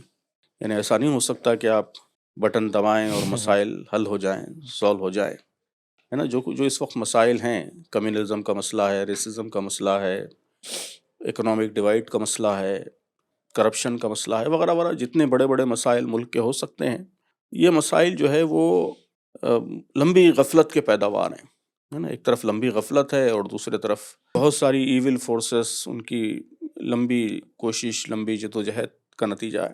تو ایسے مسائل امیجیٹ حل نہیں ہو سکتے کہ اگر آپ یہ امید لے کر آئیں گے کہ بھئی آپ نے ایک مہم چلا لی، ایک ایجیٹیشن چلا لیا اور مسئلے حل ہو گئے، تو ظاہر ہے کہ نا امید ہونا پڑے گا. تو اس لیے ایسی امید قائم مت کیجیے کہ مسائل فوری امیجیٹ حل ہوں گے. کیس ٹو کیس جو ایشوز آ سکتے ہیں وہ ایک الگ نوعیت ہے نا. سی اے آ گیا تھا، آپ نے پروٹیسٹ کیا اور اس کو روکنے کی کوشش کی تھی، تو ہو سکتا ہے وہ ایک ایشو تک محدود ہے مسئلہ، لیکن ٹوٹل اوورال سچویشن کو بدلنے کے لیے بہرحال ایک لمبی کوشش کی ضرورت ہے، لمبی جدوجہد کی ضرورت ہے، صبر کی ضرورت ہے. اور وہ لمبی جدوجہد میں تفصیل سے ابھی کئی جگہ اشارہ کر چکا ہوں کہ وہ 2 محاذوں پر مطلوب ہے. ایک تو ہمارے برادران وطن کے ساتھ تعلق اور ان کے اوپینین کو متاثر کرنے کی کوشش، دوسرے مسلمانوں کو آگے بڑھانے، ڈیولپ کرنے کی کوشش، ان کی ولنریبلٹی اور کمزوری، ویکنس، اس کو دور کرنے کی کوشش. تو یہ کوششیں سسٹینڈ لانگ ٹرم اسٹرگل چاہتی ہیں. اس طرح کی مہمات تو وقتی طور پر اٹھیں گی، ختم ہو جائیں گی، لیکن جو سسٹینڈ اسٹرگل ہے وہ صبر کے ساتھ اور نا امید ہوئے بغیر، حوصلہ ہارے بغیر، یہ مسلسل جاری رہنی چاہیے. تو یہ مجھے یقین ہے کہ اس وقت جو ایک طرح سے آندھی سی محسوس ہوتی ہے فرقہ پرستی کی، نفرت کی، تقسیم کی، پولرائزیشن کی، یہ بہرحال ٹیمپرری ہے، یہ کبھی بھی پرماننٹ نہیں ہو سکتی. اس ملک کا مزاج ایسا نہیں ہے. آج بھی اس ملک میں جو میجورٹی ہے وہ میجورٹی اسے پسند نہیں کرتی، چاہے وہ ایکسپریس کر پا رہی ہو اپنی ناپسند یا نہ کر پا رہی ہو، لیکن پسند نہیں کرتی. تو اس لیے یہ ٹیمپرری ہمیں اسے سمجھنا چاہیے. الٹیمیٹلی سچویشن بدلے گی اور بہتر رخ پر بدلے گی، تو اس کے لیے ہمیں صبر کے ساتھ لمبی جدوجہد، سسٹینڈ اسٹرگل کے لیے تیار رہنا چاہیے۔ تو میں دو چیزوں کا ہمیشہ ذکر کرتا ہوں، کئی چیزوں کا ذکر کرتا ہوں، لیکن خاص طور پر دو چیزیں بہت ہی امپورٹنٹ ہیں موجودہ حالات میں، صبر اور توکل۔ آپ نے تحریروں میں بھی یہ چیز دیکھی ہوگی، تقریروں میں بھی اکثر اس کا ذکر ہوتا ہے۔ صبر کا مطلب ہے اپنے اصولوں پر، اپنے پرنسپلز پر، اپنے ویلیوز پر قائم رہنے کی، ڈٹے رہنے کی صلاحیت، کہ ہم جو ہے اپنے ایموشنز، پرووکیشنز کے آگے سرنڈر نہ ہو جائیں، اس کے شکار نہ ہو جائیں، امپلسز کے شکار نہ ہو جائیں، بلکہ we should always be in control and we should always be driven by our values, our principles۔ اس کو میں صبر کہتا ہوں، یہی قرآن مجید اسی کو صبر کہتا ہے نا۔ تو صبر ایک کنٹرول لائف کا مطلب، صبر کا مطلب ہے کنٹرول لائف، صبر کا مطلب ہے not getting trapped into provocations, not getting succumbed to your emotions and impulses۔ تو یہ صبر ہے۔ تو ہندوستان میں مسلمانوں کو اس چیز کی بڑی ضرورت ہے کہ وہ اپنے آپ کو کنٹرول رکھتے ہوئے اپنے ویلیوز، اپنے پرنسپلز اور اپنے مقصد، اس پر ہر طرح کے حالات میں پوری استقامت کے ساتھ ڈٹے رہیں، مضبوطی کے ساتھ کھڑے رہیں۔ ہر طرح کے حالات میں آپ کی یہ ذمہ داری ہے کہ آپ اپنے دین پر عمل کریں اور دوسروں تک دین پہنچائیں۔ یہ کام ہر طرح کے حالات میں آپ کو کرنا ہے۔ ہر طرح کے حالات میں آپ کی ذمہ داری ہے کہ آپ ہر کمیونل ڈیوائڈ سے، کاسٹ ڈیوائڈ سے، ہر چیز سے اوپر اٹھ کر ساری انسانیت کے بارے میں سوچیں، سب کی بھلائی کے بارے میں سوچیں۔ یہ ہر طرح کے حالات میں آپ کو کرنا ہے، یہی صبر ہے۔ اسی طرح صبر کا مطلب یہ بھی ہے کہ آپ صرف شارٹ ٹرم امپلسز کے شکار نہ ہوں، بلکہ آپ کے پاس ایک لانگ ٹرم پروگرام ہو، لانگ ٹرم ویژن ہو، لانگ ٹرم انٹرسٹ کا بھی آپ بھرپور لحاظ رکھیں۔ ابھی رمضان آ رہا ہے، رمضان میں اسی کی تربیت کی جاتی ہے کہ میں پیاس سے میرا گلا خشک ہے تو میرا شارٹ ٹرم انٹرسٹ یہ ہے کہ یہ جو پانی رکھا ہوا ہے پی لوں میں، لیکن میں اس پہ توجہ نہیں دیتا، اس لیے کہ میرے پاس سامنے لانگ ٹرم انٹرسٹ ہے، اللہ کی خوشنودی حاصل کرنا ہے، اپنے جذبات کو کنٹرول کرنا ہے۔ تو اس کے لیے میں سخت پیاس میں بھی پانی کو منہ نہیں لگاتا۔ تو اسی کی ٹریننگ دی جاتی ہے کہ کیسے آپ اپنے امپلسز، اپنی خواہشات کو کنٹرول میں رکھیں لانگ ٹرم انٹرسٹ کے لیے۔ تو ایز اے کمیونٹی یہ آرٹ ہم کو سیکھنا ہے کہ انڈیویجول ہی نہیں بلکہ کمیونٹی بھی یہ مزاج پیدا کرے کہ ہمارا لانگ ٹرم انٹرسٹ کیا ہے، لانگ ٹرم مفاد کیا ہے، اور اس کے لیے ہمیں کیسے جدوجہد کرنا ہے۔ تو یہ ساری چیزیں صبر ہیں۔ اسی طرح توکل کے مطلب میں 3-4 چیزیں بیان کرتا ہوں۔ سب سے پہلی چیز تو یہ کہ ہم ہر ممکن کوشش کریں، ہے نا، اللہ تعالیٰ کی سنت پر بھروسہ۔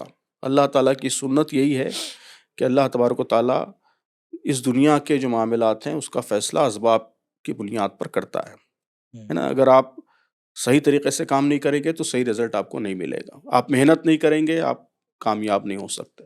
آپ ایجوکیشن میں، اکنامی میں آگے نہیں بڑھ سکتے، تو محنت کیجیے۔